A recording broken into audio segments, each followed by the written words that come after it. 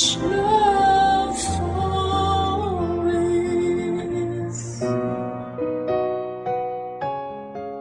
Hindi makapipili ang puso kung kanino ito titibok. Mas lalong hindi kayang piliin ng puso kung sino ang hindi nito dapat na ibigin. Ikaw, kaya mo bang turuan ng puso mong magmahal ng isang taong sa tingin mo ay dapat para sa'yo? Kung meron mang isang katotohanan na laging naipamumukha sa atin, yon ay yung hindi natin kailanman pwedeng turuan ng ating puso. Hindi natin ito pwedeng diktahan na magmahal ng isang tao na sa tingin natin ay dapat nating mahalin. Hindi natin ito pwedeng turuang limutin ng isang taong hindi pala para sa atin. Ito ang katotohanan. Isang katotohanan na pilit pa rin nating kinakalaban kahit alam nating patuloy lang tayong matatalo. Ang ating kwento ngayong araw ay kwentong pinadala ni Paulo. Isang lalaking sumubok na piliing wag mahalin ang taong hindi para sa kanya. Isang lalaking sumubok kalabanin ang nararamdaman dahil alam niyang hindi dapat. Magwagi nga kaya siya o baka mas lalo lang itong matalo sa katotohanan na hindi nga natin pwedeng turuan ng puso. Dahil oras na gawin natin ito, mas lalo itong nagiging porsigidong piliin at gawin ang gusto nitong mangyari. Handa ka na bang makarelate sa kanya? Minsan ba sinabihan mo na ang puso mong huwag magmahal ng taong hindi dapat? Ano ang naging sagot sa'yo? Nanalo ka ba? O ang puso mo? Si Paulo kaya sino ang nanalo sa kanyang kwento? Alamin natin yan sa mga kwento ng pag-ibig, buhay at pag-asa sa nangungunang Barangay Love Stories. Dear Papa Dudut, hindi naman masama ang magmahal. Minsan mali lang talaga ang napipili nating mahalin. Magandang araw po sa iyo, Papa Dudut. Ako nga pala si Paulo. Kasalukuyan ay nasa edad na 25 na. Gusto kong ibahagi sa inyo ang aking kwento. Ang kwento ko ay kwento kung paano ako umibig sa hipag ko. Siya si Malaya, mahal ko siya. Kaya ba akong pagbigyan ng Diyos na mapa sa akin siya? 10 taong gulang pa lang ako noon nang makilala ko si Malaya. 25 anyos ito kaedad ng aking Kuya Harold. Naalala ko pa umaga noon nang dalhin siya sa bahay ni Kuya para ipakilala sa amin ni na Mama. Alalang-alala ko pa ang kanyang magandang mukha. May hawigan ito noon kay Sanya Lopez. Morena ito at may katangkaran. Mas matangkad nga ito kay Kuya. Nakita ko noon kung gaano nahirapan si Kuya na akbayan si Malaya habang pinapakilala noon sa aming magulang. Pinagmasdan ko ang aking mga magulang habang pinapakilala ni Kuya si Malaya. Alam kong bata pa ako noon. Pero alam ko at ramdam ko na hindi nila gusto si Malaya. Hindi dahil sa masama ang ugali niya, kundi alam nila na tulad ni Kuya, magiging palamunin din noon sa bahay si Malaya. Wala kasi noong trabaho si Kuya at umaasa lamang ito noon sa aming mga magulang. Batugan siya kaya naintindihan ko kung hindi naging mainit ang pagsalubong nila kay Malaya. Mula noong araw na yon, Papa Dudut, naging parte na ng aming bahay si Malaya. Nagtana na kasi sila ng aking Kuya. Tuwang-tuwa ako. Ang gaan kasi ng pakiramdam ko kay Malaya. Nakadagdag pa ang angkin nitong kagandahan. Naging crush ko siya at inaamin ko yon. Hindi naman masamang magkagusto sa kanya kahit hipag ko siya. Iniisip ko noon na hindi ko naman siya aagawin sa kuya ko. Iniisip ko na rin na hindi naman ako magugustuhan ni Malaya. Sino ba naman kasi ako nung panahon na yon? Patpating bata lamang ako, madalas sa sipunin at hindi pa maayos ang buhok ko. Hindi rin ako mahilig maligo at madalas ay may mantsa ang aking mga suot. Pakiwari ko ay kahibangan kung iisipin kong pwede akong magustuhan ng hipag ko. Kanina mo pa ako sinisilip-silip dyan, Paolo. May gusto ka bang sabihin sa akin? O teka, huwag kang magtago uli. Para ka namang bubwit dyan. Di kita tatapakan. Mas lalong di kita ipapakain sa pusa. May kailangan ka ba? Paolo, huwag ka nang mahiya. 3 buwan na akong nandito sa bahay niyo. Sabihin mo kung may gusto ka. Gusto mo ba ng juice? Pwede kitang ipagtimpla kung gusto mo. Papunta rin naman ako sa kusina. O baka gusto mong may abutin ako. Ano ba yon? Wala po. Sa wakas, nagsalita ka rin. Mula nung dumating ako rito, di mo pa ako kinakausap. Hindi naman mabaho ang hininga ko.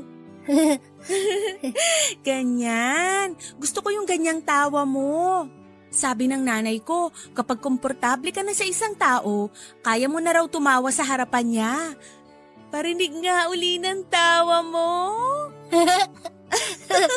Komportable ka na nga. Halika nga rito at samahan mo ko. Ilang taon ka na pala? 10. Wow, 10 taon ka na. Grabe, ang tangkad mo para sa edad mo Parang next year mas mauunahan mo pang tumangkad ang Kuya Harold mo. Huwag mo akong isumbong baka naman may girlfriend ka na. Paano magkaka-girlfriend yan naiihi pa yan sa kama, lalo tuwing maulan? Nakakagulat ka naman. Bigla ka na lang sumusulpot dyan. Ano ba sinasabi sa'yo ng kapatid ko? Wala naman, mag-uusap lang sana kami. Hoy Paolo, kwento mo kung paano mo ako lagi nababasa ng ihi mo. Kuya! Alam mo dati may double deck kami. Yun ang tulugan namin sa kwarto. Doon sa itaas, ako naman sa ibaba. Kahala ko nun laging umuulan. Kahala ko nun may problema ang kisame namin Yun pala, nananaginip yan si Paolo ng gripo o kaya swimming pool. Ayun, naiihiyan niya ako lagi. Kaya binaklas ni Papa yung double deck dahil nagreklamo na ako. Di ba Paolo? Alam mo, Paolo, tingnan mo ang ginawa mo. Pinahiya mo ang kapatid mo. Hindi yan. Kung kailan napaamo ko na siya, saka mo pa naisip na ipahiya. Hayaan mo na nga siya. Halika na lang sa kwarto at ipapakita ko sa'yo kung saan siya naiihi nun. Yun ba talaga ang plano mo? Siyempre, may iba pa ba? Ay, ano ba yan? Mamaya dumating yung magulang mo Halika na kasi sa kwarto para hindi tayo mahuli.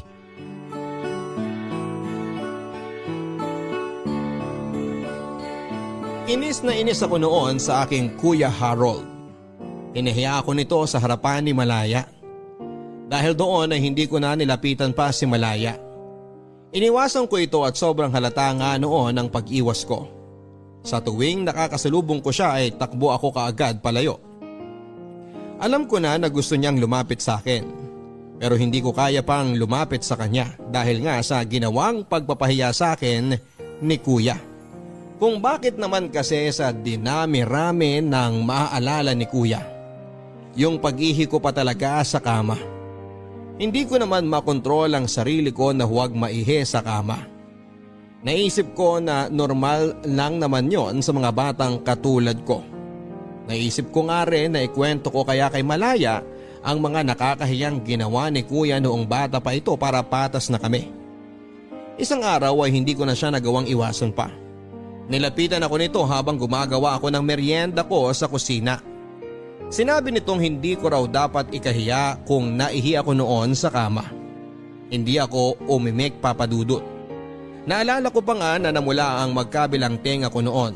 Tatakbo na sana ako noon pero pinigilan niya ako. Inawakan nito ang aking braso at ngumiti rin ito. Sinabi niya ang kahit siya noong bata pa raw ay naihi din sa kama. Ang dami pa niyang kinuwento noon na mas nakakahiyang nangyari sa kanya noong bata pa lamang siya. Ginawa niya yon para maramdaman kong hindi lang ako ang may nakakahiyang alaala ng pagkabata. Mula nga noon ay naging okay na ulit kami. Mula noon ay mas lalo ko siyang hinangaan. Sa pagdaan ng mga araw, gumawa ako ng magagandang bagay para kay Malaya. Lagi ko itong kinukuhanan ng manggang kalabaw. Naalala ko pa na dinadayo ko pa noon ang bahay ng aking kaklase na may puno ng manggang kalabaw. May puno naman kami ng mangga dati, pero mas maasim kasi yung sa kaklase ko. Mas gusto kasi ni Malaya yung ganon. Tuwang-tuwa nga ito noon kapag may bitbit ako na mangga pagka uwi ko galing sa eskwela. Ako rin ang gumagawa ng sausawa niya. Toyo na may siling durog. Inihigo pa niya ang sausawan kapag naubos na niya ang mangga. Tuwang-tuwa akong pinagmamasdan siyang nasasarapan sa mangga. Kaya naman bukod doon ay marami pa akong ginawang magandang bagay para sa kanya. Naisip ko kasi dati, mas lalo itong magiging magiliw sa akin kung magiging mabuti ako sa kanya. Ako noon ang nagsasamsam ng kanyang mga nilabhan. Samantala hindi na ako tumutulong noon sa pagtutupi dahil hindi naman ako marunong. Sinasamahan ko lang siya habang nagtutupi ng mga nilabhan nitong damit nila kuya. Ako naman noon ang tagabalik ng mga ipit at hanger sa lagayan sa kusina. Pinagpapainit ko rin siya ng tubig sa takore para panligo niya. Hindi kasi siya pwedeng maligo noon ng malamig dahil nagsusugat ang kanyang balat. Dati rin ako ang nagtitimpla ng kanyang juice kapag nanonood siya ng paborito niyang teleserye sa hapon. Sinasamahan ko siyang manood noon kahit na hindi ko naiintindihan ang palabas. Gusto ko lang siya na makasama. Ang ganda kasi talaga niya, tapos mabait pa.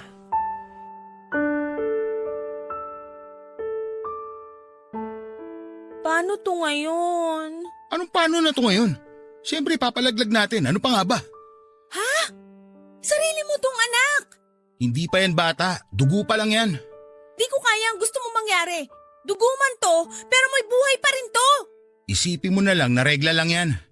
Regla lang na kailangan mong alisin sa katawan mo dahil hindi importante. Hindi kailangan ng katawan mo para maginawaan ka. Hindi ko alam kung paano ka nakakapagsalita ng ganyan.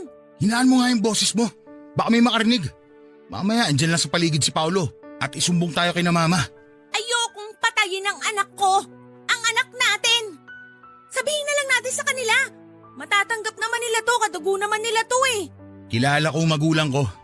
Alam kong hindi nila tatanggapin yan dahil pareho tayong palamunin dito sa bahay. Tapos magdadagdag pa ako ng isa? Hindi naman magiging palamunin ng bata. Dedede siya sa akin at… Alam nga naman pag 15 anyos na yung batang yan, dedede pa rin sa'yo. Mag-isip ka ng ibang plano. Di ko gusto ang unang plano mo. Wala nang ibang plano. Yung una lang ang gagawin natin. Ipalalaglag natin yung dugo na yan bago pa tumindi ang kapit niyan. Hindi. Ayoko. Ako ang masusunod dahil ako ang ama niyan. Ako ang masusunod dahil ako ang ina nito. Matigas ang ulo mo? Matigas ang tuso mo. Kung di mo kayang panindigan to, kung natatakot ka sa magulang mo, sige, aalis na lang ako. Bubuhayin ko tong batang to kahit wala ka.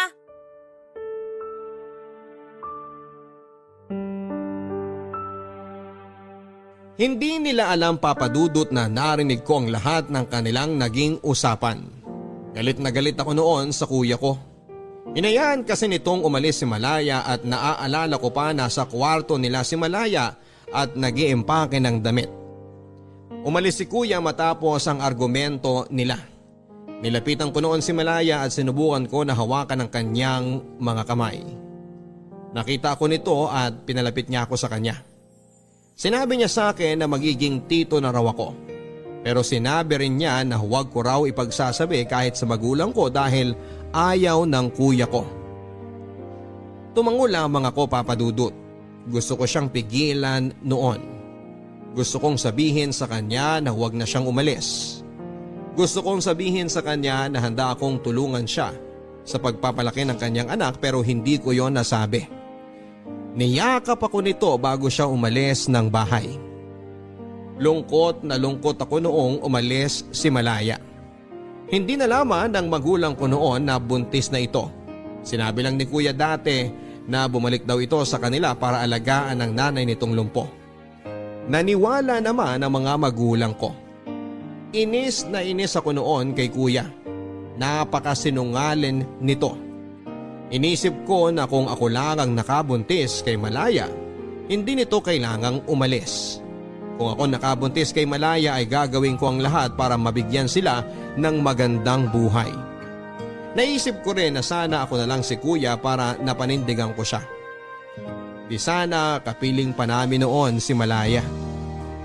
Akala ko habang buhay ko nang hindi makikita si Malaya, Papa Dudut, nagkamali ako.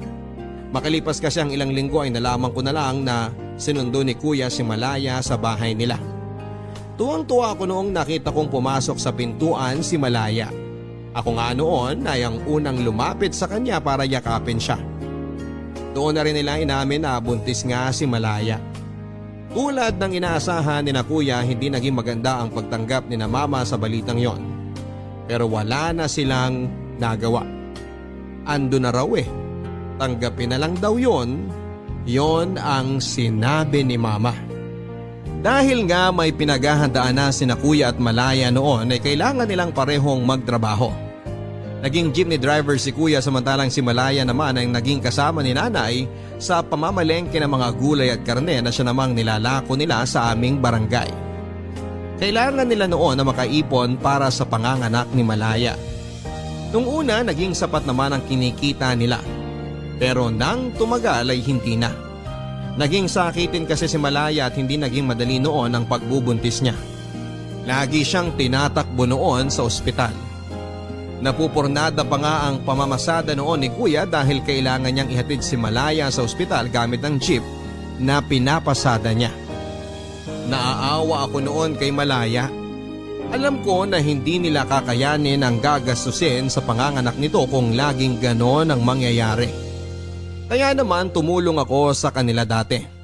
Tuwing uwian dati ay diretsyo ako sa pagbebenta ng binatog. Kung ano man ang kinikita ko noon ay ibinibigay ko kay Malaya para pandagdag sa ipon nila. Habang ganon ang naging setup ng pagtulong ko, pinagpapantasyahan ko rin yung ideya na ako ang responsableng asawa ni Malaya. Yung asawang hindi siya pababayaan kahit mahirap ang sitwasyon. Opo, Papa Dudut. Bata pa ako noon pero totoo ang nararamdaman ko para kay Malaya.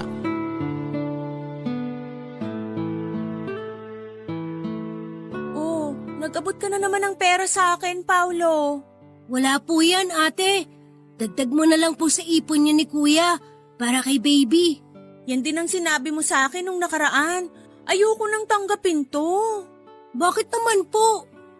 Hay, saan muna to galing? Huwag mo sabihin sa akin na kinupit mo to sa mama mo. Naku, kung ganun, ibalik mo to ngayon din. Alam mo naman nagipit din ng mama mo eh. Hindi ko po kinupit yan. Saan nga to galing? Pati yung mga nakaraan. Di naman kaalakihan ang baon mo sa school kaya alam kong di ka makakaipon ng ganito kalaking pera kung di galing sa kupit to. Nagbebenta po ako ng binatog tuwing hapon. Saan ka kumukuha ng binibenta mo? Dun sa binatugan sa kabilang kanto? Doon nga po. Pinaghirapan mo to? Opo. Minsan nga po napapaso ako kapag hindi ko nasasalok ng maayos yung binatog sa baso. Pero ngayon, kahit nakapikit, hindi na ako nahuhulugan ng mainit na binatog sa kamay. Hindi ko to matatanggap. Bakit naman po? Kailangan niyo po yan Malapit na kayong manganak. Pinaghirapan mo to. Dapat sa'yo to mapunta. Bumili ka ng gamit mo sa school. Lapis o kaya papel. Pwede ka rin bumili ng pencil case para lalagyan mo ng mga lapis mo. Kesa pinagtitiisan mo yung lumang karton ng tsokolate para lalagyan mo ng mga lapis at pambura mo. Matibay naman po yun. Hindi naman yun basta-basta masisira. Tsaka malapit na rin pong matapos ang pasukan kaya hindi ko na rin kailangan ng pencil case. Di ibili mo na lang ng pagkain mo. Ilibre mo rin yung mga kaibigan mo. Maraming nagbebenta ng pagkain sa labas ng school nyo, di ba? Marami ka nang mabibili dito.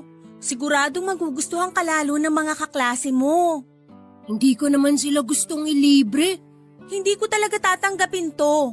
Para may magamit ka pag kailangan mo.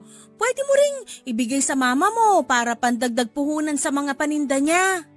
Nagbenta po ako ng binatog, hindi para may pambili ako ng gamit sa school o kaya panlibre sa mga kaklase ko. At hindi rin po para ipangdagdag sa puhunan ni na mama. Nagbenta po ako ng binatog para sa baby nyo. Para makalabas agad siya sa ospital. Kasi yung kaklase ko, hindi pinalabas agad yung nanay niya nung nanganak kasi kulang sila ng pambayad sa ospital. Ayoko mangyari yun sa baby mo eh. Kawawa naman siya kung lagi siya makakaamoy ng gamot at ihi sa ospital. Hindi yun maganda sa baby. Napakabait mo talagang bata. Halika nga rito. Bakit po? Mwah. Salamat Alam mo bang dahil sa'yo, para na akong nagkaroon ng instant kapatid. Paulo? Paulo!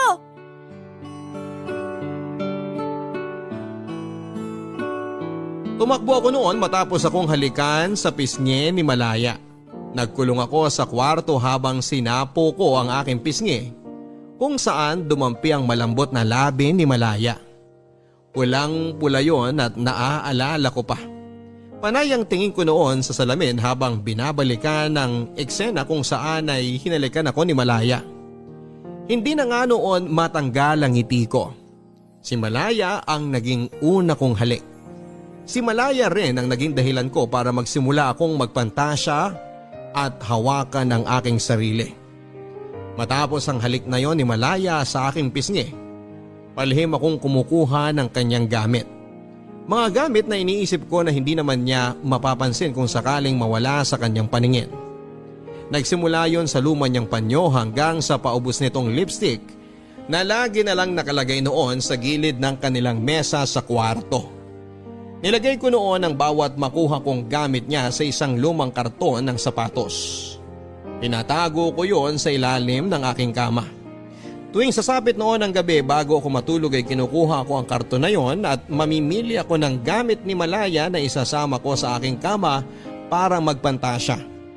Hawak ko noon ang mga napili kong gamit niya habang nagpapantasya noon na hinahalikan ko siya. Na kunwari asawa ko siya, na kunwari ay sa akin siya. Sobrang saya ko noon habang ginagawa ko yon.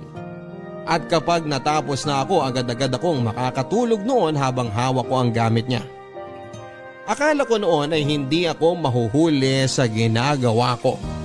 Pero nagkamali ako dahil sa pagiging pakialamero ng aking kuya. Pumasok ito noon sa aking kwarto habang tumutulong akong maghugas sa mga bentang gulay ni na mama. Kinalkal niya ang mga gamit ko at nagkataong hindi ko na ibalik agad sa ilalim ng aking kama ang karton ng sapatos na yon. Nakita ito ni kuya at agad akong kinumpronta. Hoy Paolo, Ano po yung kuya? anong ginagawa ng mga gamit ni Malaya sa kwarto mo? Po? Anong gamit? Naalala mo yung panyong bigay sa'yo ng nanay mo? Yung may burda ng pangalan mo? Kinuha ni Paolo. Totoo ba yun, Paulo? At yung lipstick mo na sana igagamitin mo nung papunta tayo sa check-up mo, andito rin sa karton ng sapatos na to kung saan niya tinatago yung iba pang gamit mo. Paulo, bakit mo kinuha yung mga gamit ko? Anong gagawin mo dito? Oo nga Paolo, anong gagawin mo sa lipstick? Bakit? Bakla ka ba ha? Hindi po kuya. Anong gagawin mo sa lipstick? Umamin ka na kasi. Hindi po ako bakla kuya. Ate Malaya. Di klepto ka lang ganon. Sadyang makati ang kamay mo. Gusto mo isumbong kita kay Papa para hatawin ka ng walis? Harold, di na kailangan gawin yan. Huminahon ka nga. Paano ko hihinahon? Ang bata-bata pa niya magnanakaw na.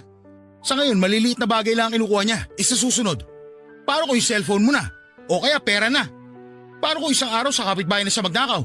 Hindi naman siguro. Anong hindi naman siguro? Nakita mo naman ang mga kinuha niya sa'yo. Ano pa tawag mo rito? Di ba magnanakaw?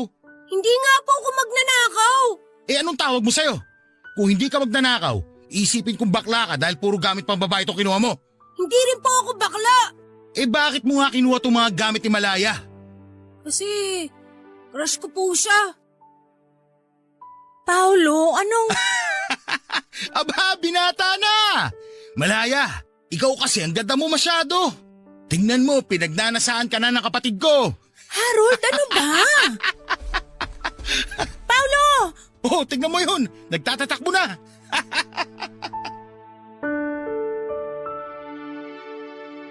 Umalis ako noon ng bahay sa sobrang hiya. Ayoko na nga noon bumalik.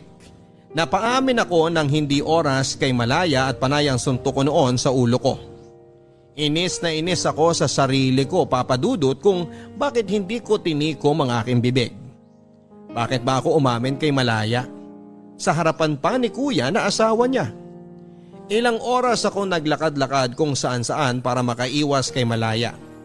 Iniisip ko na umuwi kapag alam kong nasa kwarto na ito.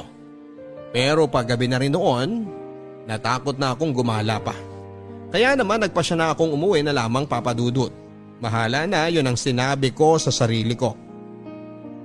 Nang nakauwi na ako ay naabutan ko si Malaya na nasa sala.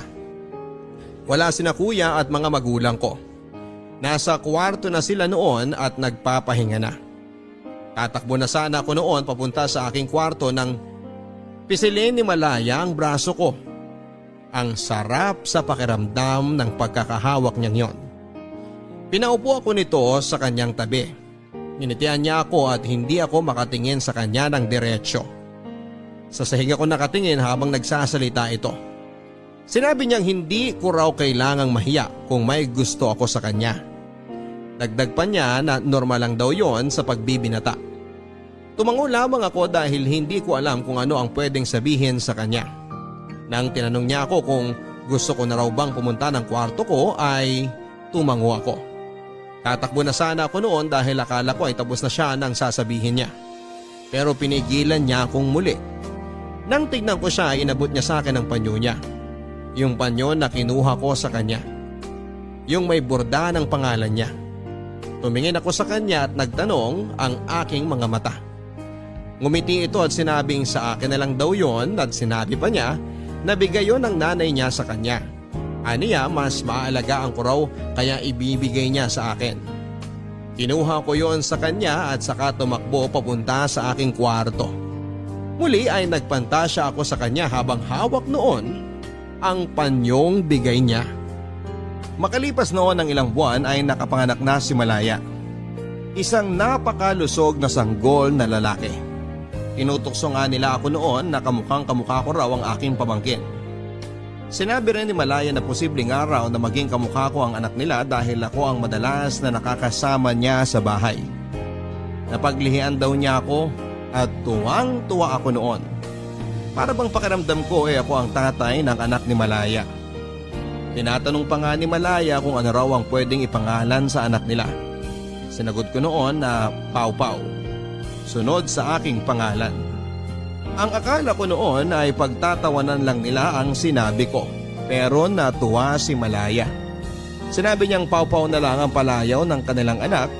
Ako ang pinaka natuwa noon. Sinunod sa akin ang pangalan ng pamangking ko.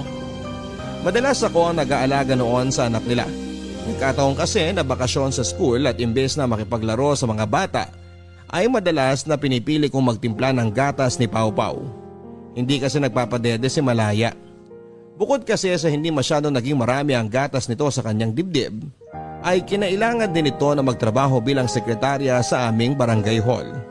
Kaya nga tulad ng sinasabi ko sa inyo, ako ang madalas na nag-aalaga kay Pau Pau. Kahit noong balik eskwela na dahil pasukan na naman, lagi pa rin ako nagmamadaling umuwi para maalagaan si Pau Pau. Ginagawa ko yon, Papa Dudut, hindi dahil inutusan nila ako, kundi dahil gusto ko ang hipag ko.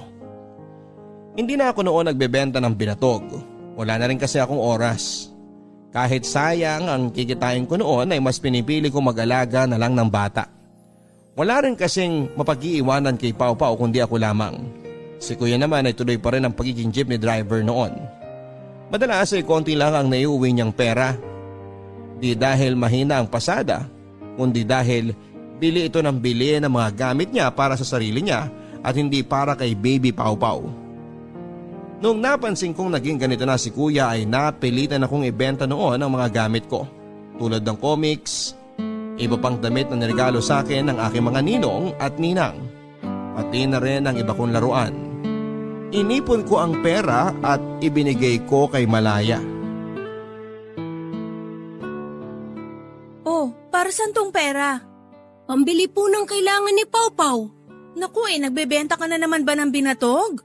Hindi na po. Nakahanap na po ako ng kapalit ko. Saan mo nakuha tong pera? Nagbenta po ako. Anong binenta mo? Wala po. Mga lumang laruan na hindi ko na nagagamit. Malaking pera to. Alam kong di lang to galing sa pagbebenta mo ng laruan. Pati na rin po ng mga luma akong damit. Bakit ka nagbenta ng mga damit mo? Paano kung hanapin ng mama mo yung mga yon? Paano kung wala ka nang maisuot sa school? Marami po akong damit. Saka sa Pasko, sigurado mapupuno na naman ang damitan ko dahil reregaluhan na naman ako ng mga ninong at ninang ko ng mga bagong damit. Ay, ano pang binenta mo? Yung mga lumang comics ko po. Teka, di ba koleksyon mo yun? Nabasa ko naman ang po yun lahat eh. Hindi ko na kailangang ulitin. Pero koleksyon mo pa rin yun, sayang naman. Hindi naman po sayang kung alam ko namang mas magagamit ni Pau Pau yung pinagbentahan nun. May sahod naman ako sa barangay hall. May pera rin kahit papano ang kuya mo na inaabot sa akin. Alam ko naman pong hindi sapat ang kinikita ni kuya sa pamamasada. Narinig ko po minsan na nagtatalo kayo dahil sa pera. Hindi ka dapat nakikinig sa pagtatalo ng mga matatanda. Sorry po. Masyado po kasing malakas ang boses niyo ni kuya kaya tumagos sa pader ng kwarto ko. Pasensya ka na at narinig mo pa yung away namin. Hindi magandang naririnig yun ng mga katulad mong bata. Hindi na po ako bata. Ay, binata ka na ba? Teka nga, patingin nga ng loob ng shorts mo kung totoong binata na yan. Ako, wag po, Ate Malaya. Hindi pa ako nakakapagpalit ng brief. Ay, hindi ka pa nga binata. Dahil ang binata, nagpapalit lagi ng brief. Si ate naman, no.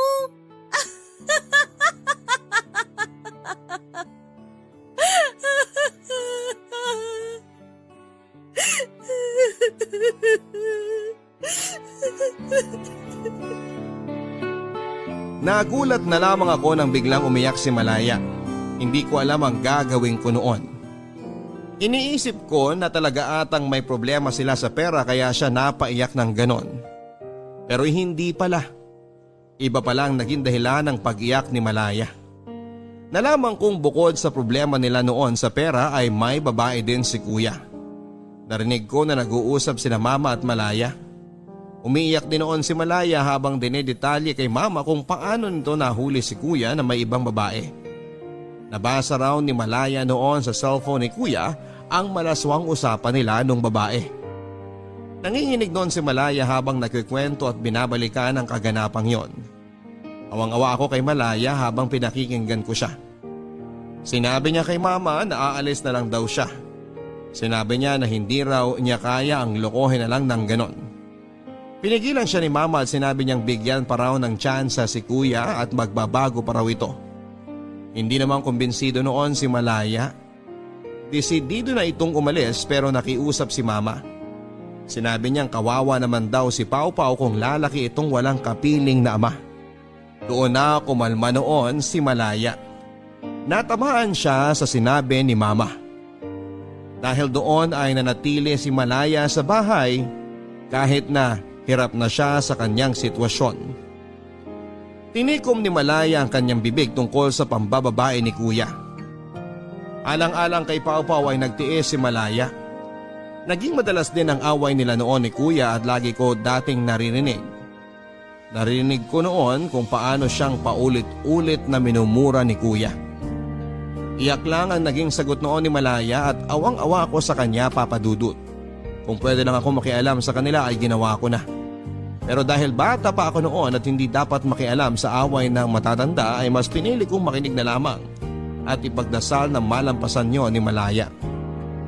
Isang araw ay nawala na lang na parang bula si kuya. Nalaman namin na sumama na ito sa kanyang babae. Panayang iyak noon ni Malaya at aalis na sana talaga siya sa bahay namin pero pinigilan siya ni mama. Ang sabi ni mama kahit wala na si kuya, dapat manatili pa rin si Malaya sa bahay dahil parte na siya ng pamilya namin. Natuwa ako sa mga sinabi ni mama. Tulad ko ay napamahal na rin siya kay Malaya. Sino ba naman kasing hindi magmamahal kay Malaya? Napakabait nito. Hindi ko talaga alam kung bakit nagawa ni Kuya ang mga bagay na yon kay Malaya.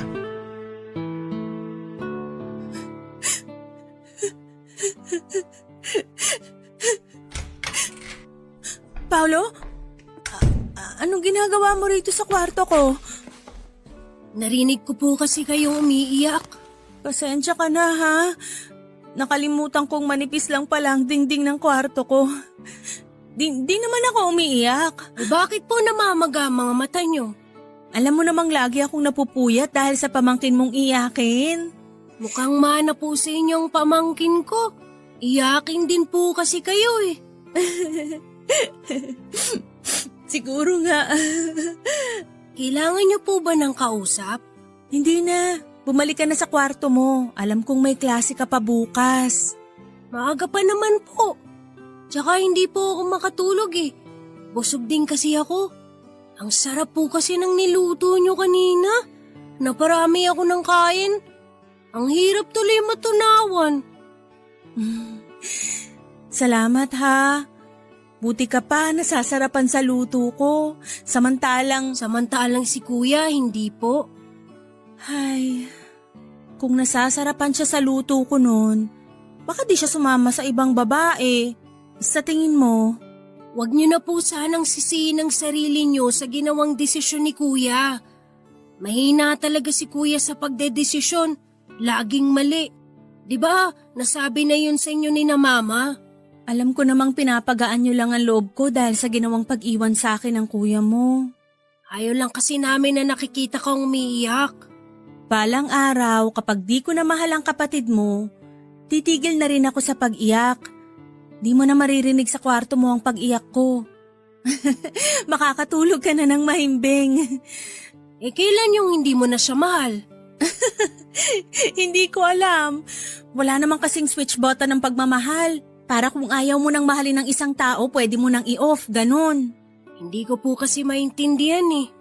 Balang araw, kapag nagmamahal ka na, maiintindihan mo kung anong sinasabi ko sa'yo. Sa ngayon, gusto kong humingi ng tawad sa'yo kung bakit di ko basta-basta makalimutan ang kapatid mo. Pati tuloy ikaw nadadamay. Pasensya ka na talaga, Paolo, ha? Pasensya ka na. Sana may nakaimbento na lang po ng switch button na sinasabi nyo para hindi nyo na pumahalin ng kuya.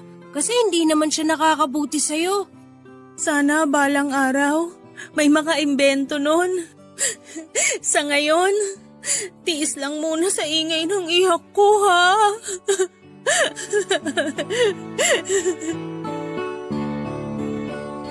Naisip ko nga noon, papadudot na sana ay may switch button ng puso para matigilan na ni Malaya ang pagmamahal niya kay kuya.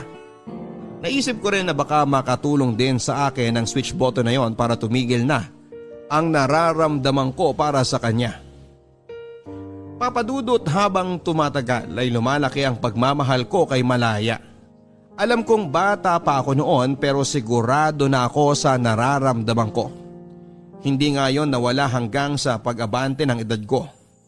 Mas lalong napapamahal ako sa kanya dati habang tumatagal dahil mas naging malapit kami noon sa isa't isa.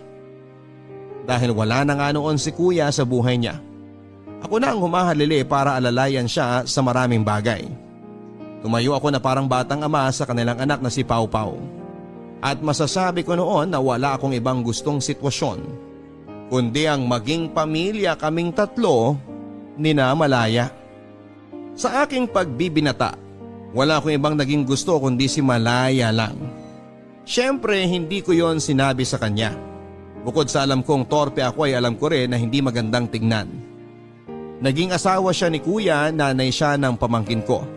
Tinago ko noon ang nararamdaman ko at wala akong naging balak gawin para malaman niya ang nararamdaman ko para sa kanya. Tuwing nag-uusap kami noon kung may babae na ba akong natitipuhan ay panayang iwas ko. Hindi ako magaling magsinungaling at alam kong konting udyok pa ni Malaya ay mapapaamin ako. Wala akong naging karelasyon noon at parehas kami ni Malaya. Tinatanong ko siya kung bakit hindi pa siya makipagrelasyon. Sinabi naman ni na mama na pwede naman siya magkaroon ng ibang boyfriend para maging masaya naman daw siya. Pero umiling lang noon si Malaya. Hindi rin ito nagbigay ng sagot sa akin. Kami na lang ang nag-iisip na baka na-trauma na ito sa ginawa ni kuya sa kanya dati. O pwede rin na masyado na siyang kontento sa kanyang anak na si Pau Pau. Kaya hindi na nito noon kailangan pa ng pagmamahal ng ibang lalaki. Nakuha ko ang totoong sagot kay Malaya kung bakit wala pa siyang nagiging karelasyon noon. Kung bakit hindi pa rin ito magawang magmahal ng iba. Mahal pa rin niya si kuya. Hindi man niya aminin noon ay ramdam ko yon. Rinig ko yon. Rinig ko ang paimpit niyang iyak dati, gabi-gabi yon at walang palya. Gustuhin ko man nakatukin siya para aluin ay hindi ko yon ginawa. Hinayaan ko lang na ibuhos niya ang nararamdaman niya sa pamamagitan ng pag-iyak. Mabilis na lumipas ang panahon at nag-21 na ako. Sa isang iglap ay naging binata na ako at naging espesyal nga ang pagsalubong ko noon sa ganap na pagbibinata ko dahil ang unang bumate sa akin ay si Malaya. Naalala ko pa na sinalubong ako nito isang gabi. May hawak siyang cupcake noon na nabili niya bilang merienda ni Pau Pau. Sa cupcake na yon ay tinusukan niya ito ng maliit na birthday candle. Pamilyar ang kandilang yon. Kandila yon noong unang kaarawan ni Pau Pau. Paano ko nalaman ako ang bumili ng kandilang yon at nung first birthday cake ng aking pamangkin.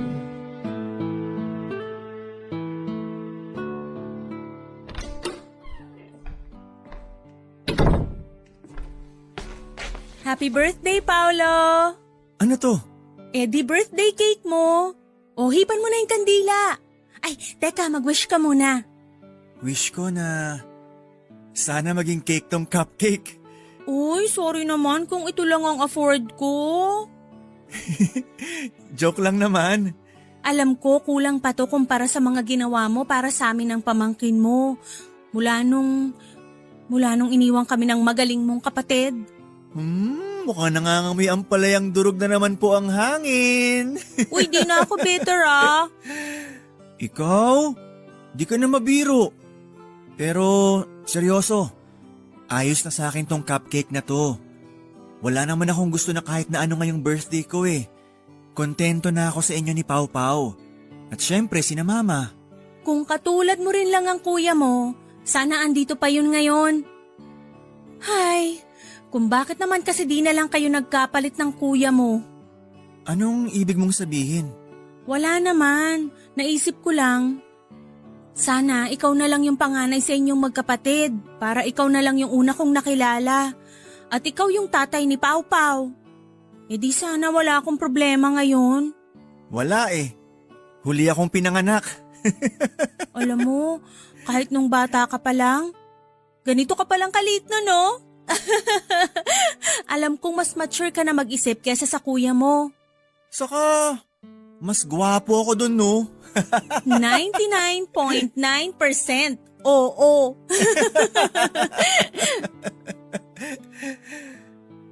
Kumain ka na ba? Pwede kitang ipaghain ng... Paolo, bakit mo ako hinalikan? Sorry, nabigla ako. Kasi baka Paolo, hindi ko talaga sinasadya. Medyo nadala lang ako. halikan mo ako uli. Yung mas matagal. Nagulat ako sa sinabing yon ni Malaya Papadudut. Sumunod ako sa sinabi niya. Hinalikan ko siya ng mas matagal, mas madiin at mas nananabik. Sumabay siya sa bawat paghaliko hanggang sa may pagkukusa na noon ng aming mga paa na magtungo sa aking kwarto para ituloy ang hangganan ng halik na yon. Papadudut, kumawala kaming dalawa ng gabing yon. Hindi ko rin alam kung ano ang pumasok sa mga utak namin kung bakit hinayaan naming manipulahin kami ng aming mga katawan. Sa huli ay may nangyari sa aming dalawa isang bagay na sinabi ni Malaya na pinagsisisihan niya. Habang nagbibihis noon ay sinabi ni Malaya na hindi raw dapat nangyari yon sa amin. Pilit ko siyang kinukumbinsi noon na hindi niya dapat pagsisihan ang nangyari sa aming dalawa. Sinabi kong gusto ko ang nangyari. Tinatanong ko kung nagustuhan niya rin yon Hindi siya sumagot. Hindi ko siya hinayaang makaalis ng kwarto hanggat hindi kami nakakapag-usap na dalawa. Nakita ko ang pagkakataon na yon para aminin sa kanya ang tunay kong nararamdaman. Sinabi ko na matagal ko na siyang mahal.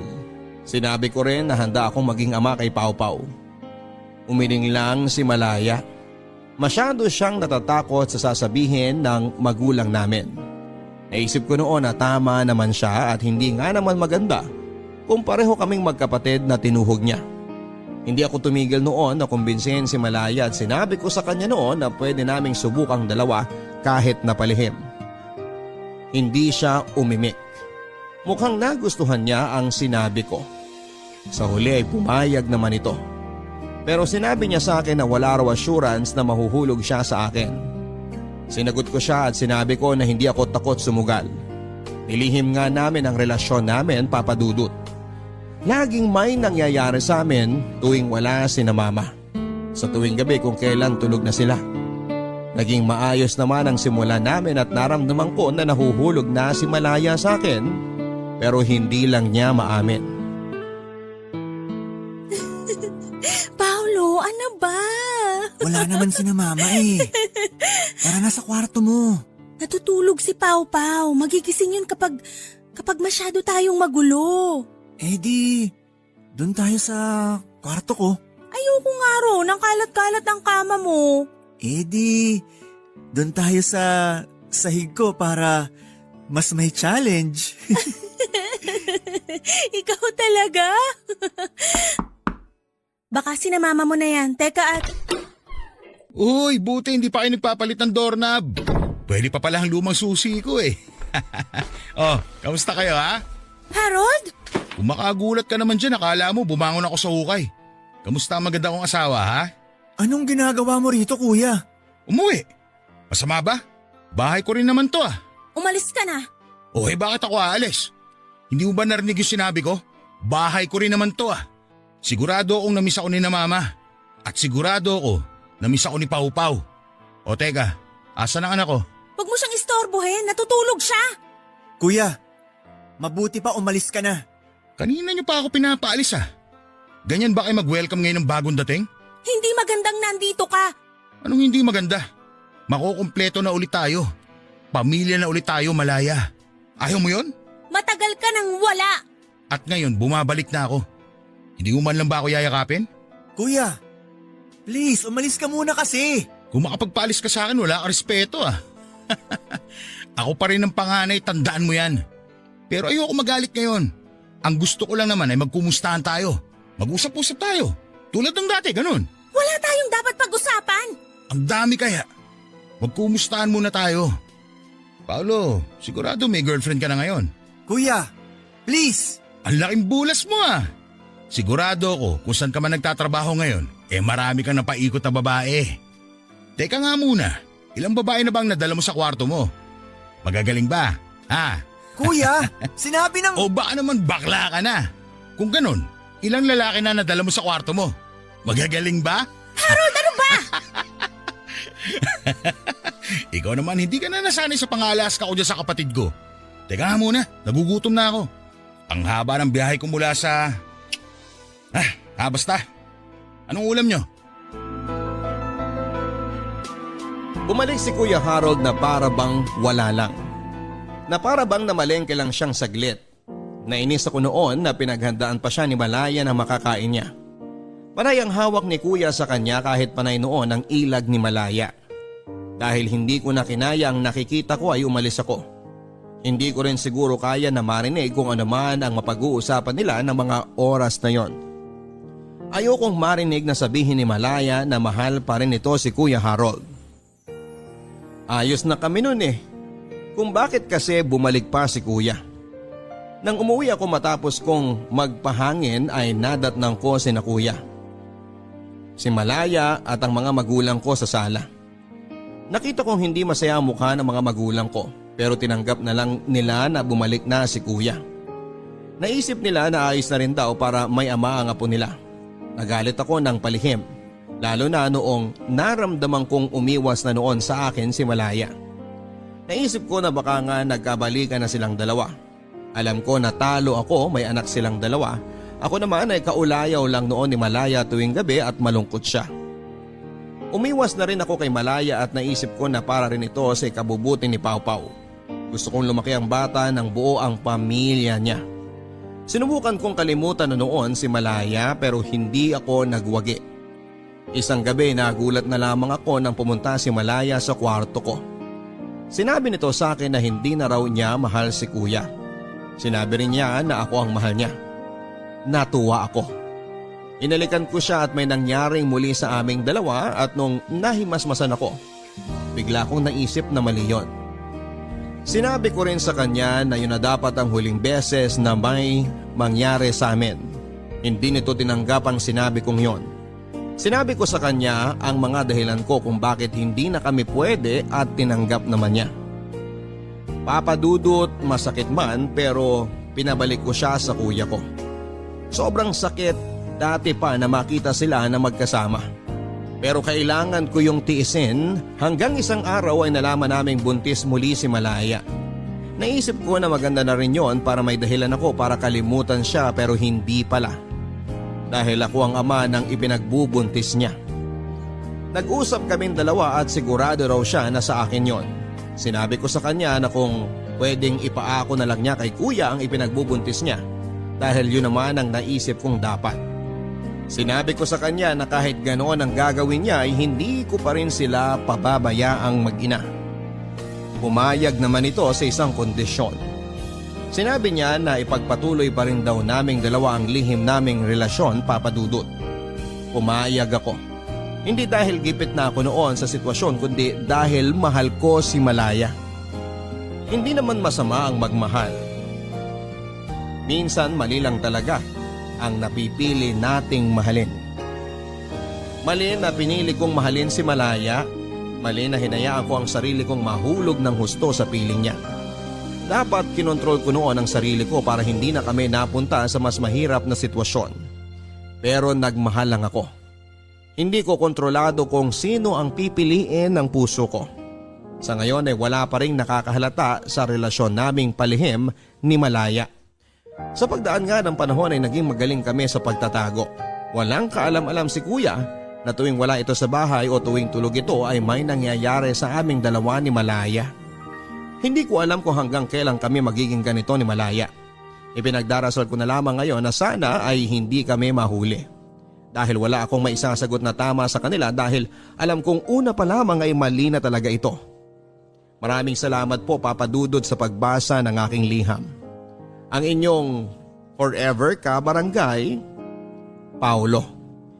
Hindi naman masama ang magmahal at minsan mali lang talaga ang napipili nating mahalin.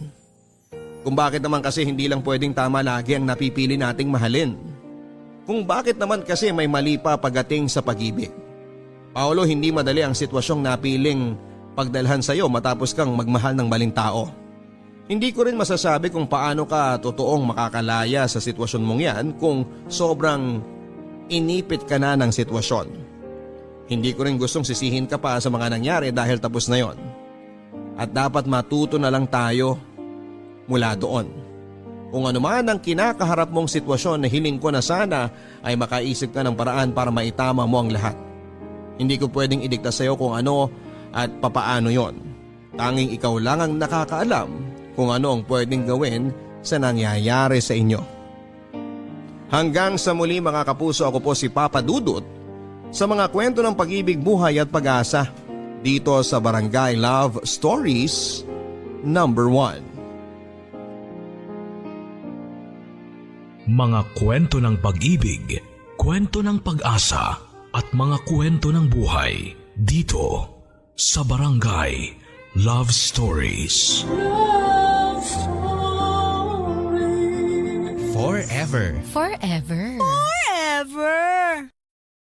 Ever. Mga kwento ng pag-ibig, kwento ng pag-asa at mga kwento ng buhay dito sa Barangay Love Stories. Love Stories.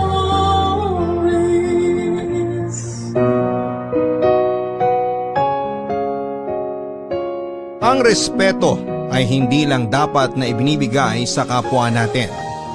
Dahil sa lahat ng oras, hindi ito dapat na mawala para sa ating sarili kung gusto nating irespeto rin tayo ng ibang tao. Ikaw, kapuso, hanggang saan ang kaya mong gawin para sa taong mahal mo? Kung hindi natin kaya ang respetuhin ang ating sarili, mawawalan din ang dahilan ang ibang tao na irespeto tayo. Ang respeto kasi parang pagmamahal na kailanman ay hindi natin dapat na ipinagdadamot sa ating sarili. Ang sulat na babasahin natin ngayong araw ay pinadala ng ating kabarangay na si Aya. Isang babaeng walang ibang ginawa kung hindi ang magmahal lang ng totoo. Kaya naman dumating siya sa punto na halos nakalimutan niyang pahalagahan ang kanyang sarili. Ang palagi lang kasi niyang iniisip ay kung paano magiging masaya ang taong minamahal niya. Hanggang sa dumating ang araw na siya na mismo ang makaramdam na hindi na tama ang pagmamahal na ibinibigay niya sa kanyang karelasyon.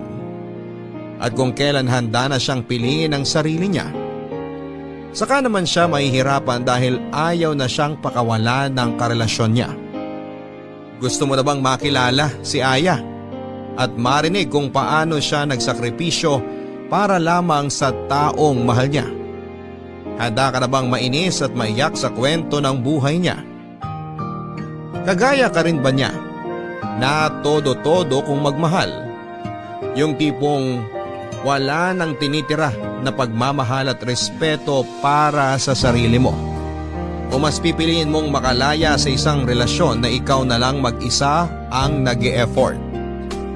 Si Aya kaya, paano niya na-realize na mali na ang paraan niya ng pagmamahal? Nagsisi kaya siya na sarili naman niya ang pinili niya kesa sa taong mahal niya? Malalaman natin ang landas na pinili niya dito sa mga kwento ng pag-ibig, buhay at pag-asa sa nangungunang Barangay Love Stories. Dear Papa Dudut, kapag nagmahal tayo ng ibang tao ay hindi natin sila dapat na minamahal ng higit pa sa ating sarili. Dahil pwedeng unti-unti nating makalimutan na irespeto ang sarili natin kapag sinimulan na nating paikutin ang ating mundo sa ibang tao. Magandang araw Papa Dudut at sa mga kagaya ko na palaging nakikinig sa live stream ng inyong programang Barangay Love Stories. Itago niyo na lamang po ako sa pangalang Aya. 25 years old, taga Negros Occidental at nagnenegosyo ng mga beauty product. Matagal niyo na rin po akong tagapakinig at dahil halos lahat ng kwentong inyong iniere ay talaga namang nakapag-iiwan ng malaking aral sa buhay. At dahil alam ko na may aral din itong kwento ng buhay ko ay naisipan ko na itong ibahagi sa inyo. Nasa first year college ako Papa Dudut nang makilala ko si Jed. Magkaiba kami ng kurso pero may ilang subject na magkaklase kami. Madalas siyang tumatabi sa akin kaya naging close din talaga kaming dalawa. Hanggang sa niligawan na niya ako at sinagot ko rin naman siya bago matapos ang second semester namin sa first year. Siya kasi talaga yung tipo ng lalaki Papa Dudut na matangkad, gwapo at active sa mga sport activity. Kaya hindi ko na rin pinatagal noon ang panliligaw niya sa akin. Na dahil hindi pa pwede kay mama na mag-boyfriend ako, pinakilala ko lang si Jed noon bilang kaibigan at kaklase ko.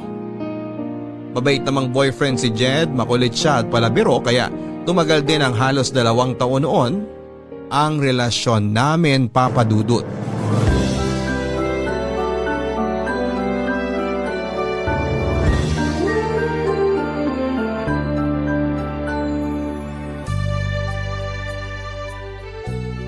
Grabe, babe!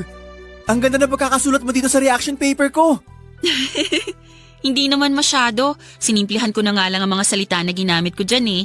Ang ganda kaya! Buti na lang talaga tinulungan mo ko dito. Kasi sobrang tamad ko talaga sa paggawa ng reaction paper eh. Iba kasi ang mga trip mo na gawin, babe. Saka doon ka mas active sa mga subject na may kinalaman sa sport. Kaya kinakatamaran mo lang talaga yung mga ganitong pagsusulat. Sa bagay, tama ka dyan. Pero babe, thank you talaga ha. Alam mo, kanina ka pa nagpapasalamat sa akin. Reaction paper lang yung ginawa ko kaya hindi mo kailangan na paulit-ulit na mag-thank you. Hindi lang naman ako nagta-thank you para sa reaction paper na yan eh. Eh para saan pa? Para sa pagiging best girlfriend mo sa akin. I love you, babe. I love you too, babe. Sobra. Pakis nga.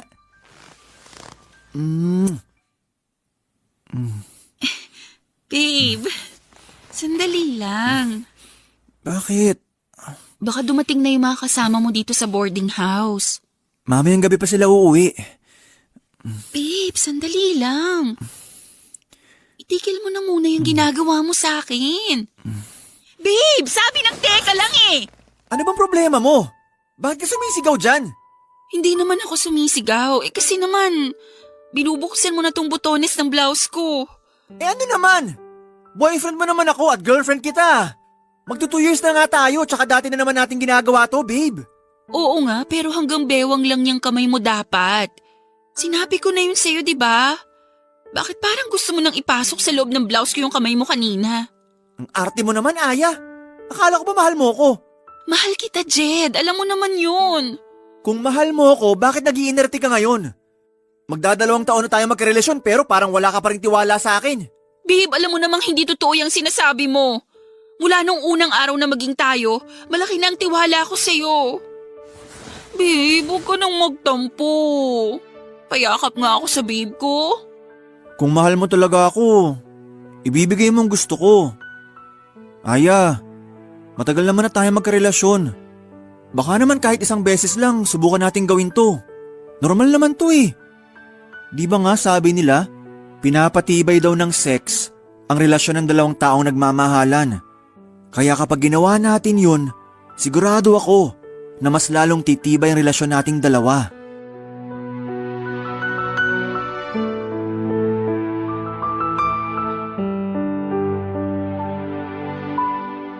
Papadudod sinubukan ko pang tumanggi sa gustong mangyari ni Jed ng araw na yon.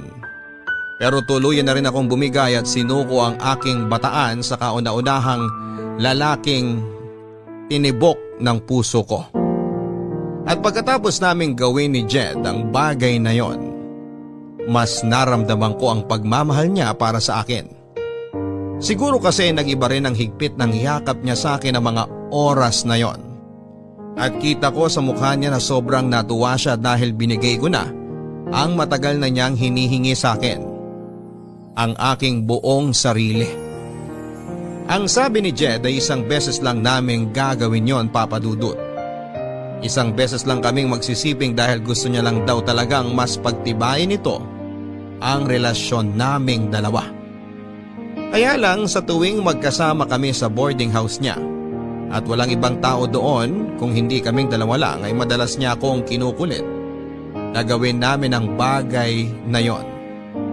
Ayoko na rin sanang ulitin namin yon pero hindi ko siya matanggihan. Lalo na kapag nagtatampo na siya. Kaya ilang beses na rin namin ginawa ang pagsisiping sa boarding house nila o kaya sa mumurahing hotel na pinupuntahan namin. May mga motel kasi siyang alam na tumatanggap ng mga nag-check-in kahit mga estudyante pa lamang o naka-uniform pa. Kaya tuwing monthsary namin ay hindi pwedeng kay Jed na walang mangyayari sa aming dalawa, Papa Dudut. Happy 2nd anniversary, babe! Happy anniversary din, babe. Thank you kasi pumayag ka na dito tayo sa motel mag-celebrate ng anniversary natin. Syempre naman, request mo to eh. Sa kabuti na lang din, isa lang ang klase ko ngayon. Kaya mas mahaba ang oras na magkasama tayong dalawa. Babe, sana hindi ka magsawa sa akin ha. Bakit naman ako magsasawa sa'yo? Mahal na mahal kita.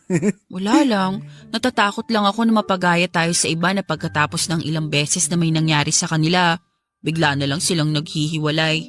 Huwag kang mag-alala. Hindi ako kagaya ng mga nababasa mo sa pocketbook o napapanood mo sa teleserye na pagkatapos makuhang gusto niya sa isang babae, bigla na lang mangiiwan sa ere. Ang tagal na kaya nating dalawa, At sigurado na ako na ikaw na talaga ang babaeng gusto kong pakasalan at makasama sa habang buhay. Talaga, babe? Oo, mahal na mahal kita eh. Ako rin. Sobrang mahal kita, babe. Yan ang gusto ko sa'yo eh.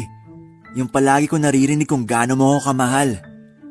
Basta babe, magtiwala ka lang sa akin ha. Promise, hindi ako mawawala sa buhay mo. Ang sarap naman pakinggan nun, babe. Pakiramdam ko tuloy. Sobra mo talaga akong mahal. Yun ang totoo babe. At hindi na magbabago yun kahit kailan. Kiss ko nga yung maganda kong babe. Ay, teka. Oh, Munti ko na makalimutan to.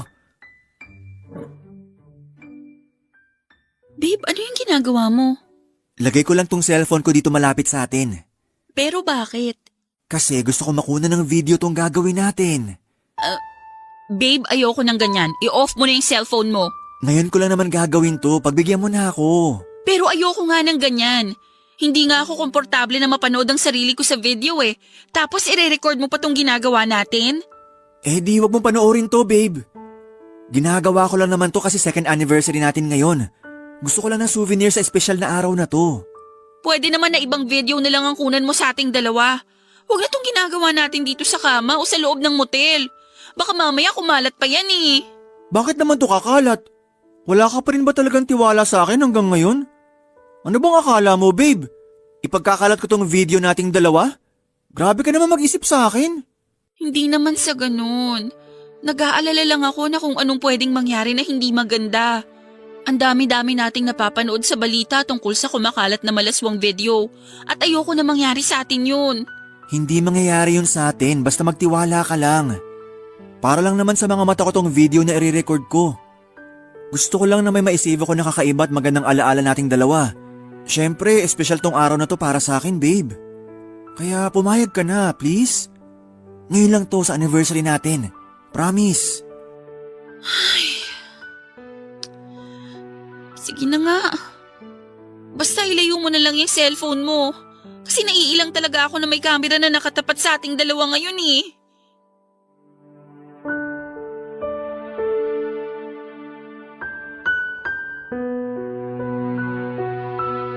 Papadudot, ayoko talagang gawin yon, kaya lang ayoko rin na mag-away pa kami ni Jed sa second anniversary naming dalawa.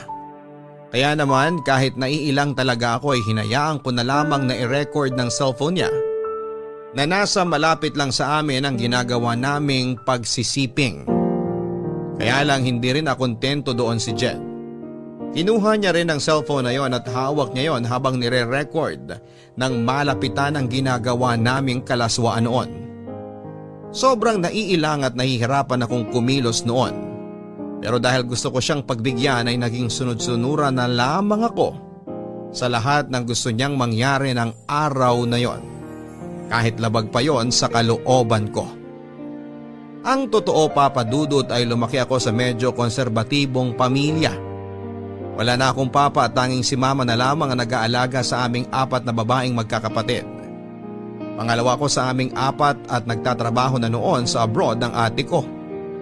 Hindi naman naging mahigpit sa pag-aalaga at pagpapalaki sa aming magkakapatid ang mama ko. Pero hindi siya nagkulang sa pagpapaalala sa amin na maging maingat kami sa aming mga sarili. At sana raw ay huwag naming hayaan na makagawa kami ng pwede naming ikapahamak. Alam ko naman na mali talaga na hinayaan ko si Jed na kuhanan ng video ang ginagawa naming kalaswaan. Pero malaki kasi ang tiwala ko sa kanya. Pinanghawakan ko ang pangako niya na hindi niya yon sisirain.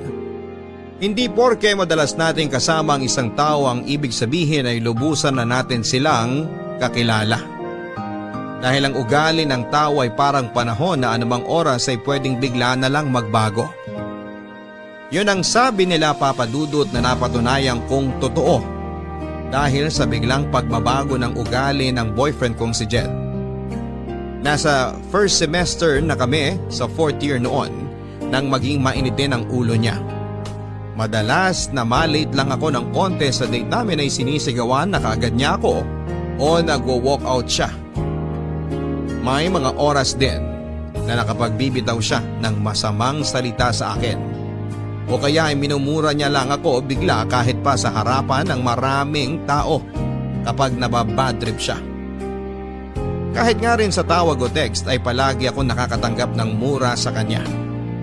Naging madalas din ang pagsiselos niya kahit makita niya lang na may kausap akong lalaking kaklase ko. Ewan ko ba, Papa Dudut, alam ko namang may problema sa ugali noon si Jed at sa relasyon naming dalawa pero tiniis ko pa rin ang lahat ng yon. Ayoko kasi siyang mawala sa akin at ayoko na matapos ang relasyon naming dalawa.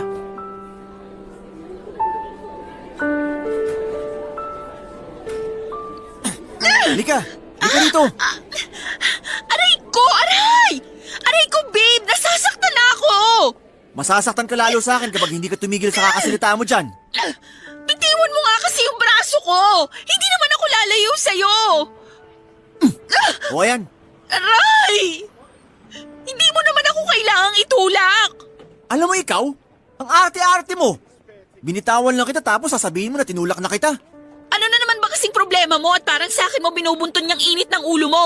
Hindi ko binubunton sa iyong init ng ulo ko. Dahil ikaw mismo nagpapakulo ng dugo ko ngayon sa galit. Ano na naman bang ginawa ko sa'yo? Ano, Aya? Maang-maangan ka na naman talaga dyan? Jed naman eh. Sabihin mo na lang kasi sa akin kung ano man yung kinakagalit mo. Para hindi na ako naguguluhan dito. Ang galing mo rin talaga umarte, no? Akala mo ba hindi kita nakita kanina sa kantin? Nakikipagharutan ka kay Albert. Ako? Nakikipagharutan sa kanya? Bakit ko naman gagawin yun? Jed, kaya lang naman kami magkasama ni Albert. Kasi kagrupo namin siya ni Tess sa thesis namin. Ayan! Diyan yung nag-uumpisa, di ba? Yung kunwari gagawa kayo ng thesis. Pero ang totoo, naglalandian na kayong dalawa. Saan mo ba napupulot yung mga sinasabi mo na yan? Bakit? Hindi ba totoo? Siyempre hindi. Bakit ko naman gagawin yun? Boyfriend kita. At malaki ang respeto ko sa relasyon nating dalawa. So kapag hindi mo pala ako boyfriend, plano mo talagang landiin yung Albert na yon? Jed naman, ano ba? Saan ba talaga pupunta tong usapan na to? Tapatin mo nga ako, Aya. Type mo si Albert kaya lagi ka nagpapakyut doon, no? Ano na naman ba yung sinasabi mo? Alam mo, hindi na kita maintindihan. Saka yung takbo ng utak mo kasi... Aray ko, Jed! Bakit mo naman ako sinampal? Kasi isang tanong lang ang binigay ko, pero ang dami mo nang sinabi. Aya! Ano ba nangyayari dito? Wala, Tess. May pinag-uusapan lang kami ni Jed. OMG! Bakit dumudugo yan labi mo? Sinakta ka na naman ba ng walang yang to? Pwede ba, Tess? Huwag ka nga makialam sa pag-uusap namin ng girlfriend ko. Hindi ako makikialam kung hindi mo siya sinasaktan. Tess, tama na yan. Hindi naman talaga ako sinaktan ni Jed. Talaga? Hindi? Kahit ang pula ng pisngi mo at may sugat pa yan labi mo? At ikaw naman, Jed, kung gagawin mo lang punching bag tong kaibigan ko, mabuti pa umalis ka na lang dito. Alam mo, Tess, napaka-pakialamera mo talaga. Mabuti pa nga na magsama na lang kayo ng kaibigan mo. Diyan na kayo. Jed, sandali! Hindi pa tayo tapos mag-uusap. Ay, ano ba? Sinaktan ka na nga ng lalaking yan tapos gusto mo pang habulin? Tess naman eh! Bakit kasi nakialam ka pa sa pag-uusap naming dalawa? So ngayon, kasalanan ko pa pala na concerned ako sa'yo. Wow ha? Alam mo, Aya, nakakalimutan mo na yatang tao ka at hindi bagay na tagasalo ng galit, inis o pananakit ng gagong boyfriend mo na yan, ha? Kung mahal mo yung boyfriend mo, huwag mo naman sanang kalimutan na mahalin at irespeto yung sarili mo para lang dyan sa lalaki na yan.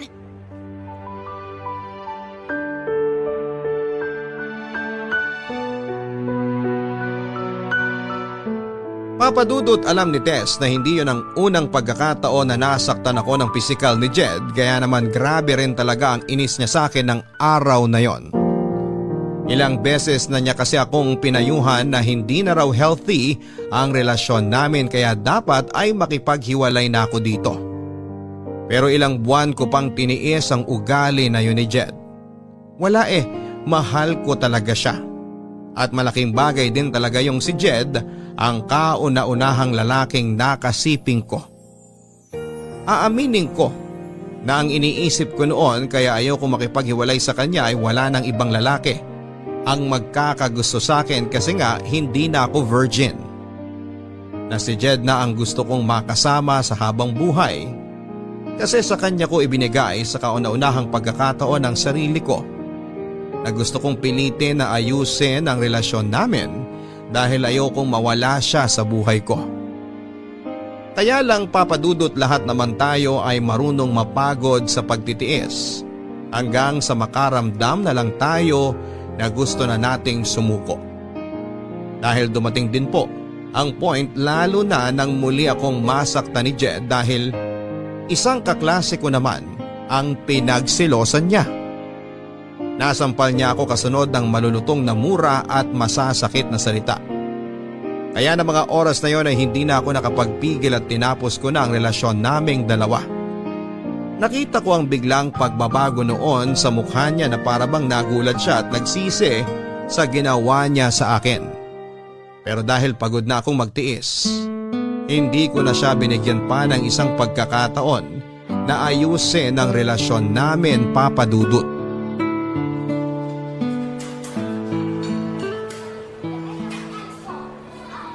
Tess, nasan ka na? Sorry ha, traffic kasi dito sa dinaanan ng jeep na sinasakyan ko pero malapit na ako dyan. Okay, si Albert mukhang malilate din kasi ang sabi niya sa text kanina, hindi raw kaagad siya makakaalis ng bahay nila. Natagalan daw kasi yung ate niya sa pamamalengke kaya hinihintay niya pang makauwi para may makasama ang mga pamangkin niya bago siya umalis. Naku, pasensya ka na, ang tagal mo tuloy naghintay sa amin ni Albert. Ayos lang, sisimulan ko na rin munang i-edit yung mga dapat na ayusin para sa thesis natin. Para pagdating nyo, ipapabasa ko na lang sa inyo. Okay, text kita kapag nakababa na ako ng jeep. Sige, ingat ka. Bye! Babe, Anong ginagawa mo dito, Jed? Saka paano mo nalaman kung nasan ako ngayon? Sinusundan mo ba ako? hindi. May pinuntahan lang ako dyan sa malapit tapos nakita kita dito kaya nilapitan kita. Babe, please. Mag-usap naman tayo kahit saglit lang. Wala akong oras sa'yo, Jed. Malapit na ang deadline ng thesis namin kaya kailangan naming asikasuhin to. Saka pwede ba? Break na tayo kaya tigil-tigilan mo na yung pagtawag sa akin ng babe. Okay, fine. Hindi na kita tatawagin, babe. Pero please naman, wag mo na akong i-block sa Facebook o sa ibang social media account mo. Account ko yon kaya gagawin ko ang lahat ng gusto ko. Aya, hindi mo na ba talaga ako kayang bigyan ng chance? Ilang beses na kitang pinagbigyan noon at sinabi ko na kung anong problema sa'yo at sa relasyon nating dalawa. Pero hindi ka pa rin nagbago at lumala pa yung pagiging seloso mo at pananakit mo sa akin. Pero baka naman pwede mo pa ako pagbigyan kahit isang pagkakataon na lang. Hindi yung parang ang bilis mo akong binitawan kagaya nito. Ilang chance pa ba ang gusto mo, Jed? Hinayaan ko ng ilang beses mo kung saktan noon kasi inakala ko na pwede pa nating maayos ang lahat. Pero nakakapagod ka ng pagbigyan. Kaya sorry kung hindi ko na talaga kayang ibigay ang hinihingi mong pagkakataon para ayusin ang relasyon natin. Hindi. Hindi ako papayag na mawala ka sa akin. Jed naman, huwag mo nang pahirapan ang sarili natin. Mag-move on na lang tayo pareho. Pero hindi ko nga kayang gawin yung sinasabi mo. O sige. Ayaw mo makipagbalikan sa akin? Okay, fine. Pero wag mo akong sisisihin ha. Kapag nakita mo ang sarili mo sa kumakalat na malaswang video. Ha? Anong ibig mong sabihin? Alam mo kung anong tinutukoy ko, Aya. Kaya pag-isipan mo tong mabuti. Makikipagbalikan ka sa akin? O may malaswang skandal mo nakakalat sa school natin?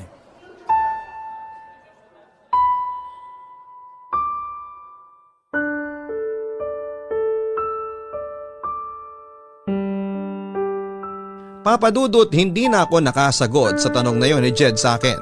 Bigla na kasi akong kinabahan. Kaya wala na rin akong makapa na salita noon. Hanggang sa dumating na si Tess na dahilan para bigla nang umalis si Jed sa harapan ko. Gusto pa sana siyang habulin at awayin ni Tess pero sinabi ko sa kanya na hayaan na lang na umalis si Jed. Dahil wala naman siyang ginawang masama sa akin.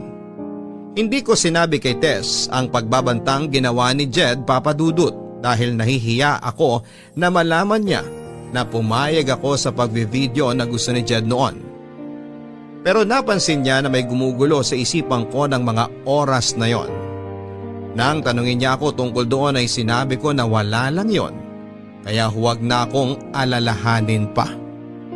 At nang dumating ang isa pa naming kagrupo sa thesis na si Albert ay pinilit ko ang sarili ko na mag-focus sa dapat naming gawin at pag-usapan na tatlo. Sobrang hirap, Papa Dudut, dahil sobrang nag-aalala ako na baka totohanin ni Jed ang pagbabanta na ginawa niya sa akin ng araw na yon. Nang makauwi ako ng bahay, Papa Dudut, ay hindi pa rin maalis sa isipan ko ang pagbabanta ni Jed tungkol sa video na ginawa naming dalawa. Pero pilit kong kinumbinsi ang sarili ko na hindi naman siguro gagawin ni Jed na ikalat ang video na yon dahil naniniwala ako na kahit papaano ay may respeto at pagmamahal pa rin siyang natitira para sa akin. Kaya lang, Papa Dudut, hindi pa rin siya huminto sa panggugulo sa akin. Kapag nakikita niya akong walang kasama sa school, ay nilalapitan niya ako at pilit na kinakausap. Gumagamit din siya ng mga dami accounts sa Facebook para ma-message niya ako at sinasabi niya na balikan ko na siya. Sinubukan ko na pakiramdaman noon ang sarili ko, Papa Dudut, kung may pagmamahal pa ba akong nararamdaman kay Jed na pwede kong gawing dahilan para balikan siya. Kaya lang, wala na talaga. Sadyang napagod na ang puso ko noon na mahalin siya kaya nagmatigas ako sa desisyon ko na hindi muli pang makipagbalikan pa sa kanya.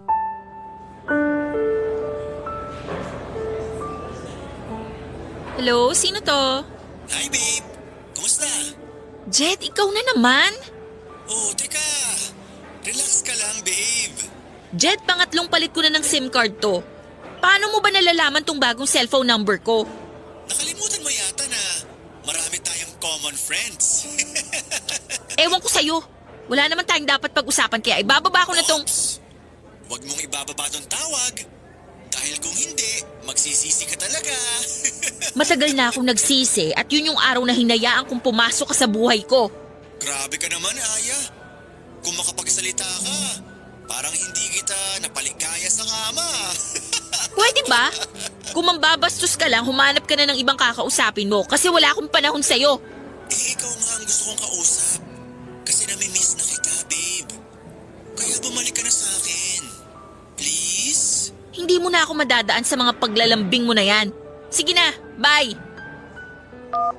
Buwisit talaga yung lalaki na yun kahit kailan. Aya, nandito ka lang pala sa kantin. Kanina pa kita hinahanap. Bakit hindi ka na lang nag-text para itanong kung nasan ako? Ay, oo nga no. Bakit ba hindi ko naisip yan kanina? Sorry ha, sobrang natataranta kasi ako sa paghahanap ko sa'yo eh. Okay lang, Tess. Pero bakit ganyan ang mukha mo? Para kang nag-aalala na hindi ko maintindihan. OMG, ibig sabihin hindi mo pa talaga napanood? Ha? Ang alin ba? Yung ano… ano kasi? Tess, ayusin mo hayang sinasabi mo. Mas lalo kitang hindi naiintindihan eh. Ay, sige na nga, eto na. May pinadala kasing video sa akin yung classmate natin. Anong video naman yun? Ano kasi, video mo, Aya. Ha? Video ko? Ayoko sanang panoorin kaya lang. Pinipilit kasi nila ako na ikaw yun eh. Kaya pinanood ko na, tapos… May kopya ka ba ng video na yon? Oo, pero Aya, alam ko naman na hindi mo gagawin yun at saka… Panood na lang ako, please. Oo, sige. Eto, nandito sa cellphone ko. Panoorin mo.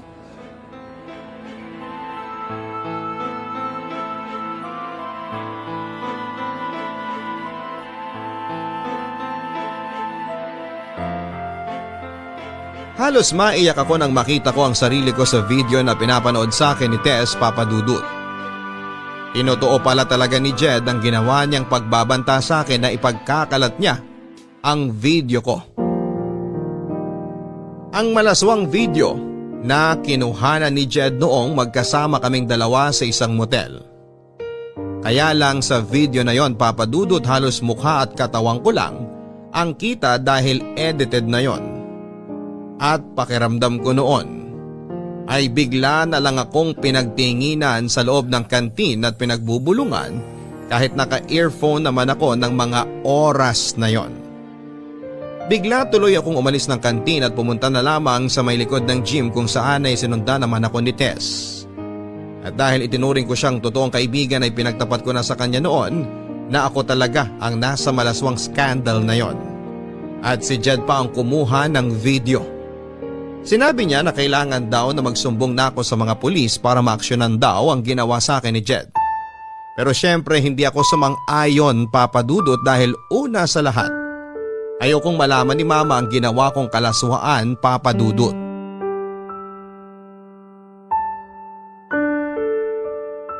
Girl, hindi ka na naman pumasok sa klase natin kanina.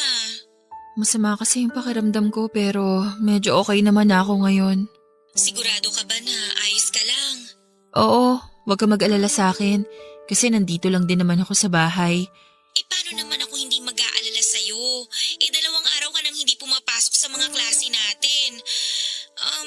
Oo nga pala, Aya. Sinabi sa akin ng advisor natin na gusto ka raw niya makausap tungkol doon sa kumakalat na video mo. Mukhang hindi na rin talaga ako makakabalik pa sa school.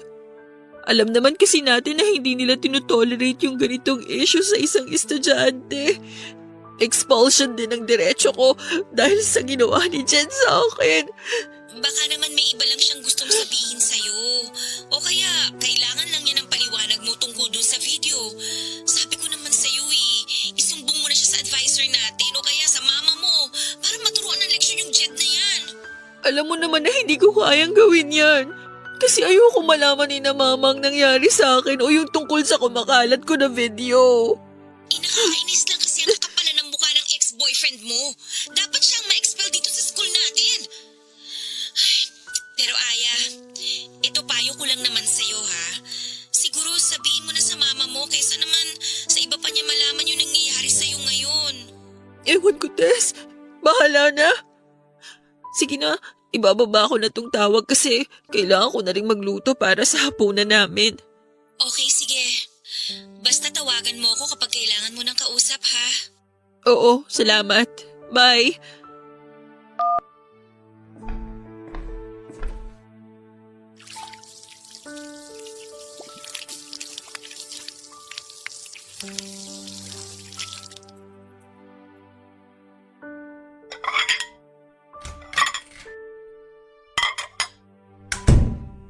Aya? Aya, nasan ka? Ma, bakit po? Magluluto pa lang po sana ako. Magtapat ka nga sa akin. Ikaw ba to? Oh! Ma, sino pong nag-send ng video na yan sa cellphone niyo? Sabihin mo sa akin. Hindi naman ikaw to, di ba? Kamukha mo lang tong babaeng nasa malaswang video na to. Alam ko na hindi ikaw to kasi hindi mo magagawa ang bagay na to. Aya, sumagot ka! Sabihin mo sa akin na hindi ikaw to. Nakahawig mo lang tong babae kasi sigurado ako na hindi mo naman kayang gawin to, hindi ba? Hindi ba tama ako? Tama ako na mali ang mga kapitbahay natin sa chinichismis nila tungkol sa'yo? Sabihin mo sa akin na hindi sila nagsasabi ng... I'm sorry. Sorry po. Sorry po, Mama. Bakit ka nagsasorry? Aya, ako sabihin na ikaw talaga tong nasa malaswang video na to. Opo, Mama. Ako po, pero hindi ko naman po ginusto. Hindi kang babae ka! Paano mo nagawa to sa sarili mo?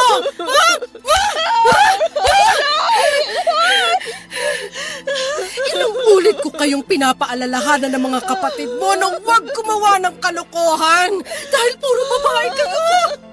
Tapos eto ka, nagpapavideo ng mga kalaswang ginagawa mo? Mama, hindi ko naman po ginusto na kumalat yung video na yan. Kahit na, napakalanting mo pa rin.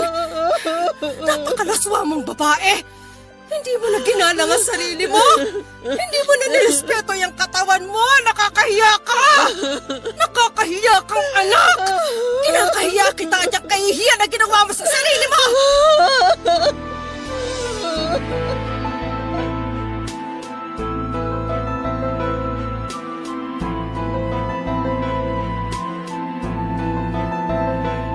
Papadudot yon ang kauna-unahang pagkakataon na nasaktan ako ni Mama ng pisikal at mapagsabihan ng masasakit na salita. Hindi ko naman siya masisisi dahil sobra kong sinira ang tiwala niya. Sinubukan ko siyang yakapin habang paulit-ulit akong humihingi ng tawad sa kanya. Pero pilit niya lang akong tinutulak hanggang sasabihin niya na huwag na raw akong lalabas ng bahay dahil kinakahiya niya raw na may anak siyang malaswa ang pag-uugali. Doon ko nalaman, Papa Dudut, na hindi lang pala sa mga kaklase ko si Nen ni Jed ang skandal ko, kung hindi pati na rin sa mga pinsang ko na nakilala niya noon. Kaya kumalat na rin yon pati na sa iba pa naming kamag-anak at pati na rin sa mga kapitbahay namin. Pinagkalat niya ang video ko gamit ang kanyang dummy account sa Facebook. Sinubukan kong tawagan si Jed pero hindi na niya sinasagot ang tawag ko. Gusto ko kasing makiusap sa kanya na hinto na niya ang ginagawa niyang pagpapakalat ng video. Gulong-gulo na talaga ang isipan ko kung ano ang dapat kong gawin noon, pero dahil alam ko na masyado nang mabilis ang pagkakalat ng balita, alam ko rin na hindi ko na mapipigilan pa ang pagkalat ng skandal ko sa social media at iba't ibang panig ng mundo, Papa Dudut. Mula nang malaman ni Mama ang tungkol sa kumalat na skandal ay hindi na ako halos nakalabas ng bahay, Papa Dudut. Hindi dahil sa ayaw ni Mama na lumabas ako, kung hindi dahil ako mismo ang nahihiya sa nangyari. Pakiramdam ko kasi lahat ng taong nakakakilala sa akin ay alam na ang tungkol sa skandal ko. Hindi na rin talaga ako pumasok sa school noon dahil alam ko na lahat ng estudyante doon ay napanood na ang malaswang video ko at pwede rin na ma-expel ako dahil sa issue na yon. At nag-deactivate na rin ako ng social media account ko dahil napuno na ng mga message na tungkol sa skandal ang inbox ko. Nang makausap ko naman ang ate ko na nasa abroad ay halos maiyak din siya sa galit habang pinagsasabihan ako, Papa Dudut. Wala naman akong ibang nagawa noon kung hindi ang paulit-ulit na mag-sorry sa kanya. Si Mama naman ay hindi na rin ako masyadong kinikibo sa bahay. At hindi ko rin masyadong kinakausap noon ang dalawa kong kapatid. Pareho silang nasa high school noon kaya alam ko na aware na rin sila tungkol sa video ko. Papa Dudut, gusto ko na rin talagang maglayas noon pero wala naman akong alam na ibang pwedeng puntahan. Kaya naman kinulong ko na lamang ang sarili ko sa lungkot at pagsisisi sa loob ng kwarto.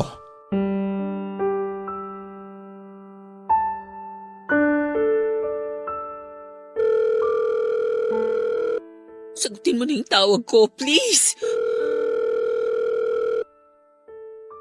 Oh, babe! Napatawag ka! Na-miss mo ako? Walang hiya ka, Jed! Bakit mo ginawa yon? Ha? Ang alin?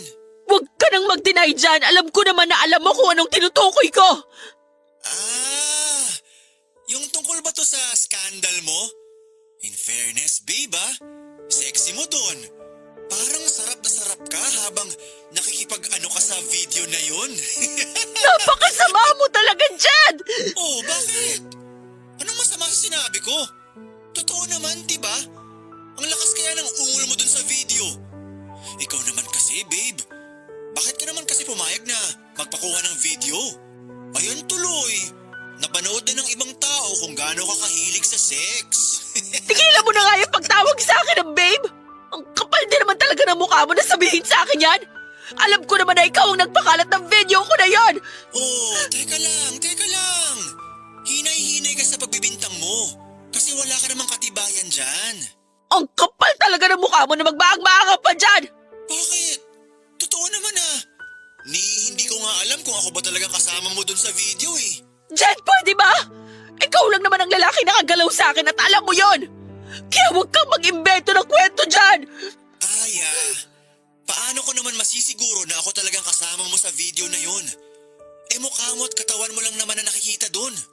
Kitang-kita dun na enjoy ka habang kinukunan ka ng video. Pinilit mo lang ako na pumayag, kaya pwede ba? Tigilan mo na yung pag-iimbento mo ng kwento! Kung napilitan ka lang talaga, bakit ang lakas ng ungol mo dun sa video? Hindi ba dapat nagpupumiglas ka? Sumisigaw ka ng, tama na po, huwag niyo na po akong kunan ng video. Pero hindi yun ang sinasabi mo sa video, Aya. Sarap na sarap ka habang nakatutok sa iyo ang camera ng mga oras na yun. Ano ba talaga gusto mo, Jed? Bakit mo ginagawa mo to sa akin? Alam mo naman ang gusto ko, Aya. Ang bumalik ka sa akin. Pero ang arte mo lang masyado eh. Kaya pinaparusahan kita.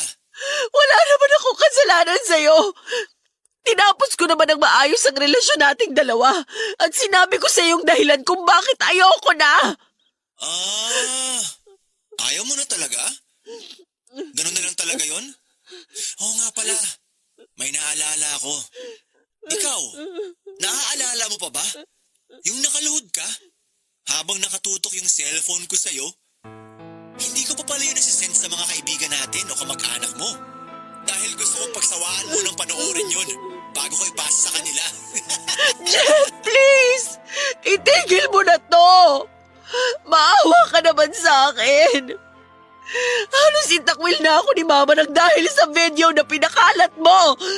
Hala, talaga? Sorry hindi ko alam eh.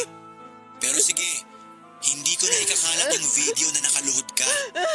Sa isang kondisyon, pumunta ka sa lugar na i-text ko sa'yo.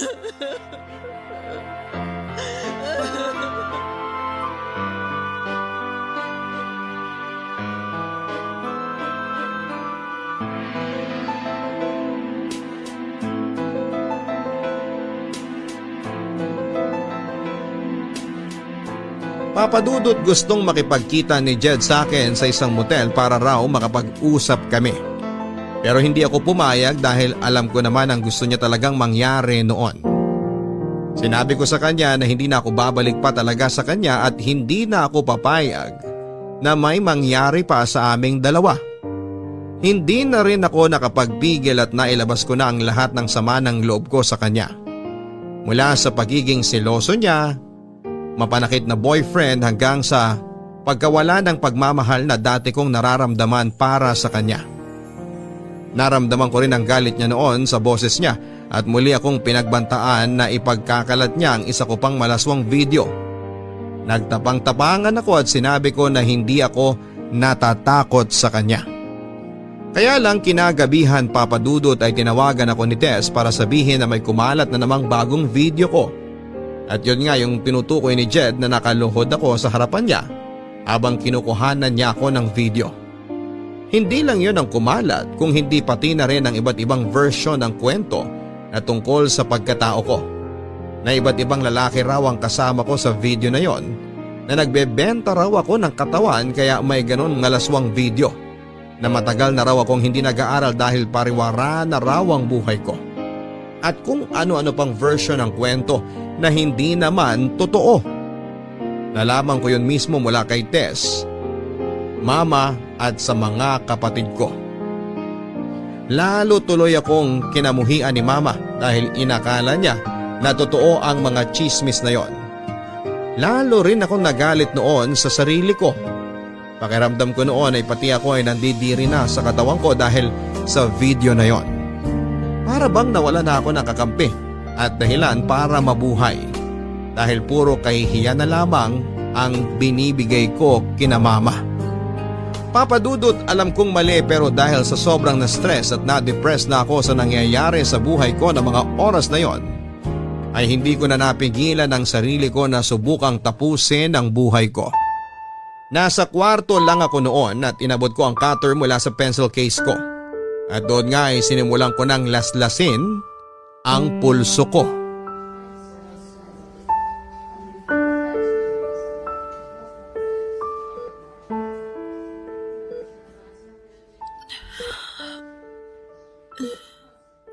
Tess? OMG, Aya! Sa wakas, gising ka na! Nasaan ako? Ano ka ba, girl? Hindi mo ba natatandaan kung anong nangyari sa'yo at anong ginawa mo sa sarili mo? Malabo yung naaalala ko. Basta sobrang sakit ng ulo ko at braso ko ngayon. Ay nako, pinagtangkaan mo lang naman na masama ang sarili mo. Mabuti na lang at naisipan kong dumalaw sa inyo kagabi kasi kung hindi, baka hindi ka katukin ng mama mo sa kwarto mo. At doon nga, nakita ka namin na wala ng malit, duguan yung mga kamay mo. Akala ko, panaginip lang ang lahat. Totoo pa rin pala. totoong pinakalat palalo ni Jed ang skandal ko. Pero Aya, hindi mo pa rin dapat ginawa yun. Alam mo naman na malaking kasalanan sa Diyos ang pagtangkaan ng masama ang mga sarili natin, di ba? Hindi mo kasi ako naiintindihan. Dahil wala ka sa kinatatayuan ko. At hindi ikaw yung may malaswang video na kumakalat ngayon. Kahit na. Kasalanan pa rin sa Diyos yung ginawa mo. At isa pa, hindi naman matutuldo ka ng problema mo kapag ginawa mo ulit yan. Hindi ka magiging totoong payapa. Kahit kailan hindi naging sagot sa mga problema natin ang pagtangkaan ng masama ang sarili natin. Marami tayong pwedeng gawin para lang maging totoong maayos ang buhay natin. At ang kauna-unahang dapat nating gawin ay ang magpakatatag sa lahat ng pagsubok kagaya ng dumating sa'yo. Alam ko naman yun. At nagsisisi naman talaga ako sa ginawa ko sa sarili ko. Tama si Mama na dapat binigyan ko ng respeto ang sarili ko at katawan ko. Dapat hindi ako pumayag sa lahat ng mga gustong mangyari noon ni Jed. At naiinis lang ako kasi ang tanga-tanga ko. Kasi naging sobrang mahina ako. Yes, sorry kung natagalan ako sa... Aya? Ay, salamat sa Diyos. Sa wakas nagising ka na. Lalabas po muna ako para magkape, tita. Sige, Iha. Salamat ulit sa pagbabantay sa anak ko, ha? Wala pong anuman, tita. Aya, balik na lang ako mamaya, ah.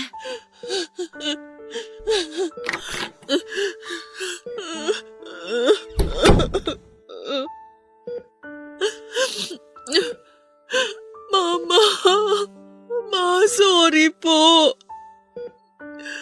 Sorry po kasi binigyan ko na naman po kayo ng problema.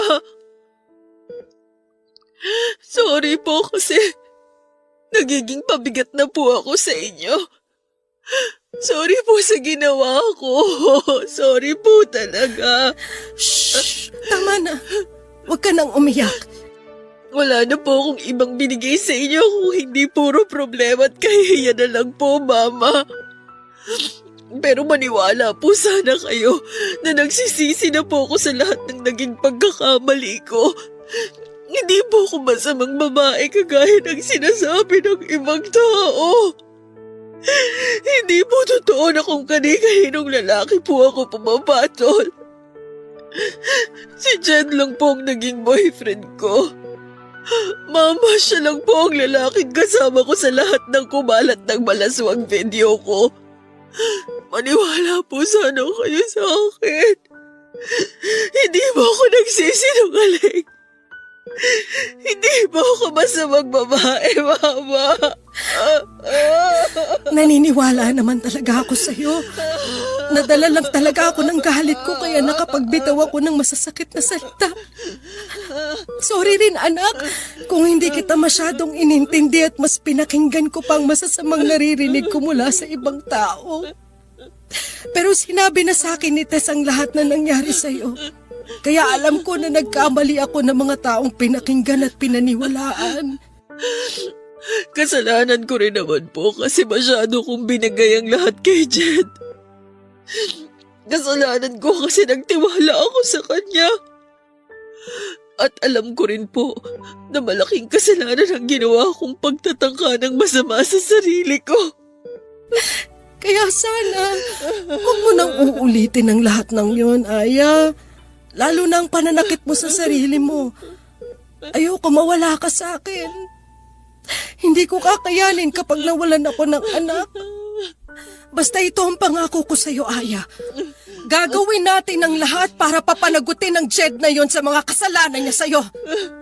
At tutulungan ka namin ng mga kapatid mo na maibalik sa normal ang buhay mo.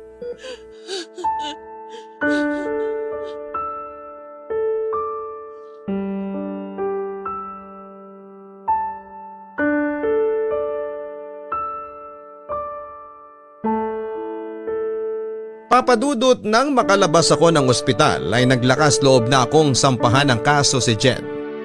Gusto ko na rin kasing matapos ang panggugulong ginagawa niya sa akin noon at isa pa, pinaramdam na nina mama sa akin noon na sosuportahan at tutulungan nila akong maibalik ang normal na buhay ko. Nang magsumbong kami sa mga pulis ay sinabi nila na kailangang mahuli si Jed sa akto ng pamba-blackmail sa akin para tuluyan namin siyang makasuhan tungkol sa pagpapakalat niya ng skandal ko. Kaya naman ang muling mag-text si Jed tungkol sa isa pang video ko na sinasabi niyang ipagkakalat niya. Sinabi ko na makikipagkita na ako sa kanya at papayag na ako sa gusto niyang mangyari. At sa araw na dapat ay pagkikita naming dalawa ni Jed ay doon natapos sa panggugulo niya sa akin dahil kasama ko ang mga pulis na humuli sa kanya. Grabe ang iyak ko nang muli kaming magkaharap ni Jed sa presinto, Papa Dudut. Saglit ko siyang nasampal, nasabunutan at nasigawan. Pati si Mama ay galit na galit din sa kanya, pero mas nangibabaw ang mga sigaw ko noon habang kausap ko siya. Sa mahigit 2 taon kasi ng relasyon naming dalawa ay wala akong ibang ginawa kung hindi ang mahalin siya at gawin ang lahat ng gusto niya. Pero ang pagsira pa pala sa buhay ko, ang isusukli niya sa lahat ng pagmamahal na pinaramdam ko sa kanya. Hindi ko rin alam, Papa Dudut, kung tinulungan ba ako ng tadhana na mapabilis ang pagpaparusa kay Jed dahil 2 buwan pa lamang siyang nakukulong noon nang mabalitaan ko na nagkaroon ng malaking sunog sa lugar nila at natupok ng apoy ang bahay nila kasama ng kanyang buong pamilya. Ayoko mang matuwa dahil sa nangyaring yon sa pamilya niya, pero hindi ko maiwasan dahil parang karma na yon kay Jed para sa ginawa niyang pagsira sa buhay ko. Papa Dudut, dahil po sa dami ng problema ang kinasangkutan ko noon ay hindi na ako nakabalik pa sa pag-aaral. Nalaman na rin kasi ng advisor namin at iba pang may mga mataas na katungkulan sa university ang nangyaring gulo sa buhay ko. At balak na rin nila akong i-expel kaya ako na lang ang nag-drop out mula sa pag-aaral. Nagawa namang maipasa ni na Tess ng thesis nila kahit na wala ako sa grupo. Nasa bahay na lamang ako pero palagi naman akong kinakausap ni na Mama at ng mga kapatid ko. Palagi nilang pinaparamdam sa akin na sa kabila ng mga nangyari, nasa tabi ko lang daw sila at hindi nila ako iiwanan. At doon ko nga na-realize na mali talaga ang ginawa kong pagtatangka ng masama sa buhay ko. Dahil palagi naman akong may pamilya na pwedeng hugutan ng lakas ng loob para maging matatag. Kaya naman muli ako nagkaroon ng lakas ng loob na subukang ibalik ang normal kong buhay. Pero hindi na ako nag-aral pa, Papa Dudut. Inayos ko ang sarili ko at nagpatuloy ako sa buhay ko at nagsimula na lang ng isang negosyo. Hindi naging madali ang lahat ng ito at may mga oras noon na naririnig kong pinag-uusapan ng ibang taong tungkol sa malaswakong skandal. Pero nagpakatatag ako at pilit kong pinakita sa lahat ng mga taong nadadapa ay kayang bumangon at muling magpatuloy sa paglalakad. 5 taon na rin, Papa Dudut, ang nakakalipas mula na mangyari ang lahat ng ito sa buhay ko. Alam ko na nasa internet pa rin ang ibang kopya ng malalaswakong video pero wala na akong pakialam pa. Kasi hanggang ngayon ay pinagdudusahan pa rin ni Jed sa loob ng bilangguan ang ginawa niyang pagsira sa buhay ko. Hindi ko na mabubura pa ang nagawa kong pagkakamali pero ang mahalaga, hindi ko na yon uulitin pa. Maraming salamat po sa pagbabasa ng sulat ko, Papa Dudut, at sana'y makapag-iwan ng aral sa mga kapuso natin na nakinig sa aking kwento, ang storya ko. Na anumang oras lahat tayo ay pwedeng madapa at magkamali. Pero palaging may pagkakataon na muling bumangon para lumaban sa hamon ng buhay. Ang inyong forever kapuso at kabarangay, Aya. Kapag nagmahal tayo ng ibang tao ay palagi tayong magtitira ng kalahating porsyento o higit pa na pagmamahal para sa ating mga sarili, para hindi mawala ng dahilan ng ibang tao na irespeto tayo. Maraming salamat, Aya, sa pagbabahagi mo ng sulat mo dito sa aming programa. Hindi talaga biro ang pinagdaanan mo sa ginawa sa iyo ng dati mong karelasyon. Yung binigay mo sa kanyang lahat ng tiwala at pagmamahal mo pero ipapahama ka lang pala niya sa huli. Mabuti na lang at may mga tunay kang kaibigan at mga pamilya na hindi ka iniwang nag-iisa. Tama ka sa mga sinabi mo na sila ang dapat mong kinukuhanan ng lakas ng loob sa tuwing pakiramdam mo ay nangihina ka na. Pero sa susunod na maramdaman mo na para bang wala kang kakampi sa mundong ito ay magdasal ka lamang Aya, no? Magdasal ka at ipararamdam sa iyo ng buong may kapal. At kailanman ay hindi ka nag-iisa dahil kasama mo siya at ang paggabay niya. Mga kapuso, alam naman natin kung ano ang tama sa mali kaya kahit gaano pa natin kamahal ang isang tao, kung sadyang mali ang ginagawa o pinapagawa niya sa atin, matuto tayong manindigan sa tama at sa sarili nating desisyon. Para sa bandang huli ay hindi tayo mapahamak at wala tayong dapat na pagsisihan. Hanggang sa muli, ako po si Papa Dudut sa mga kwento ng pag-ibig, buhay at pag-asa dito sa Barangay Love Stories number 1. Mga kwento ng pag-ibig, kwento ng pag-asa at mga kwento ng buhay dito sa Barangay Love Stories. Love Stories. Forever! Forever. Nagustuhan ng iyong napakinggan? Ituloy yan via live stream sa www.gmanetwork.com/radio.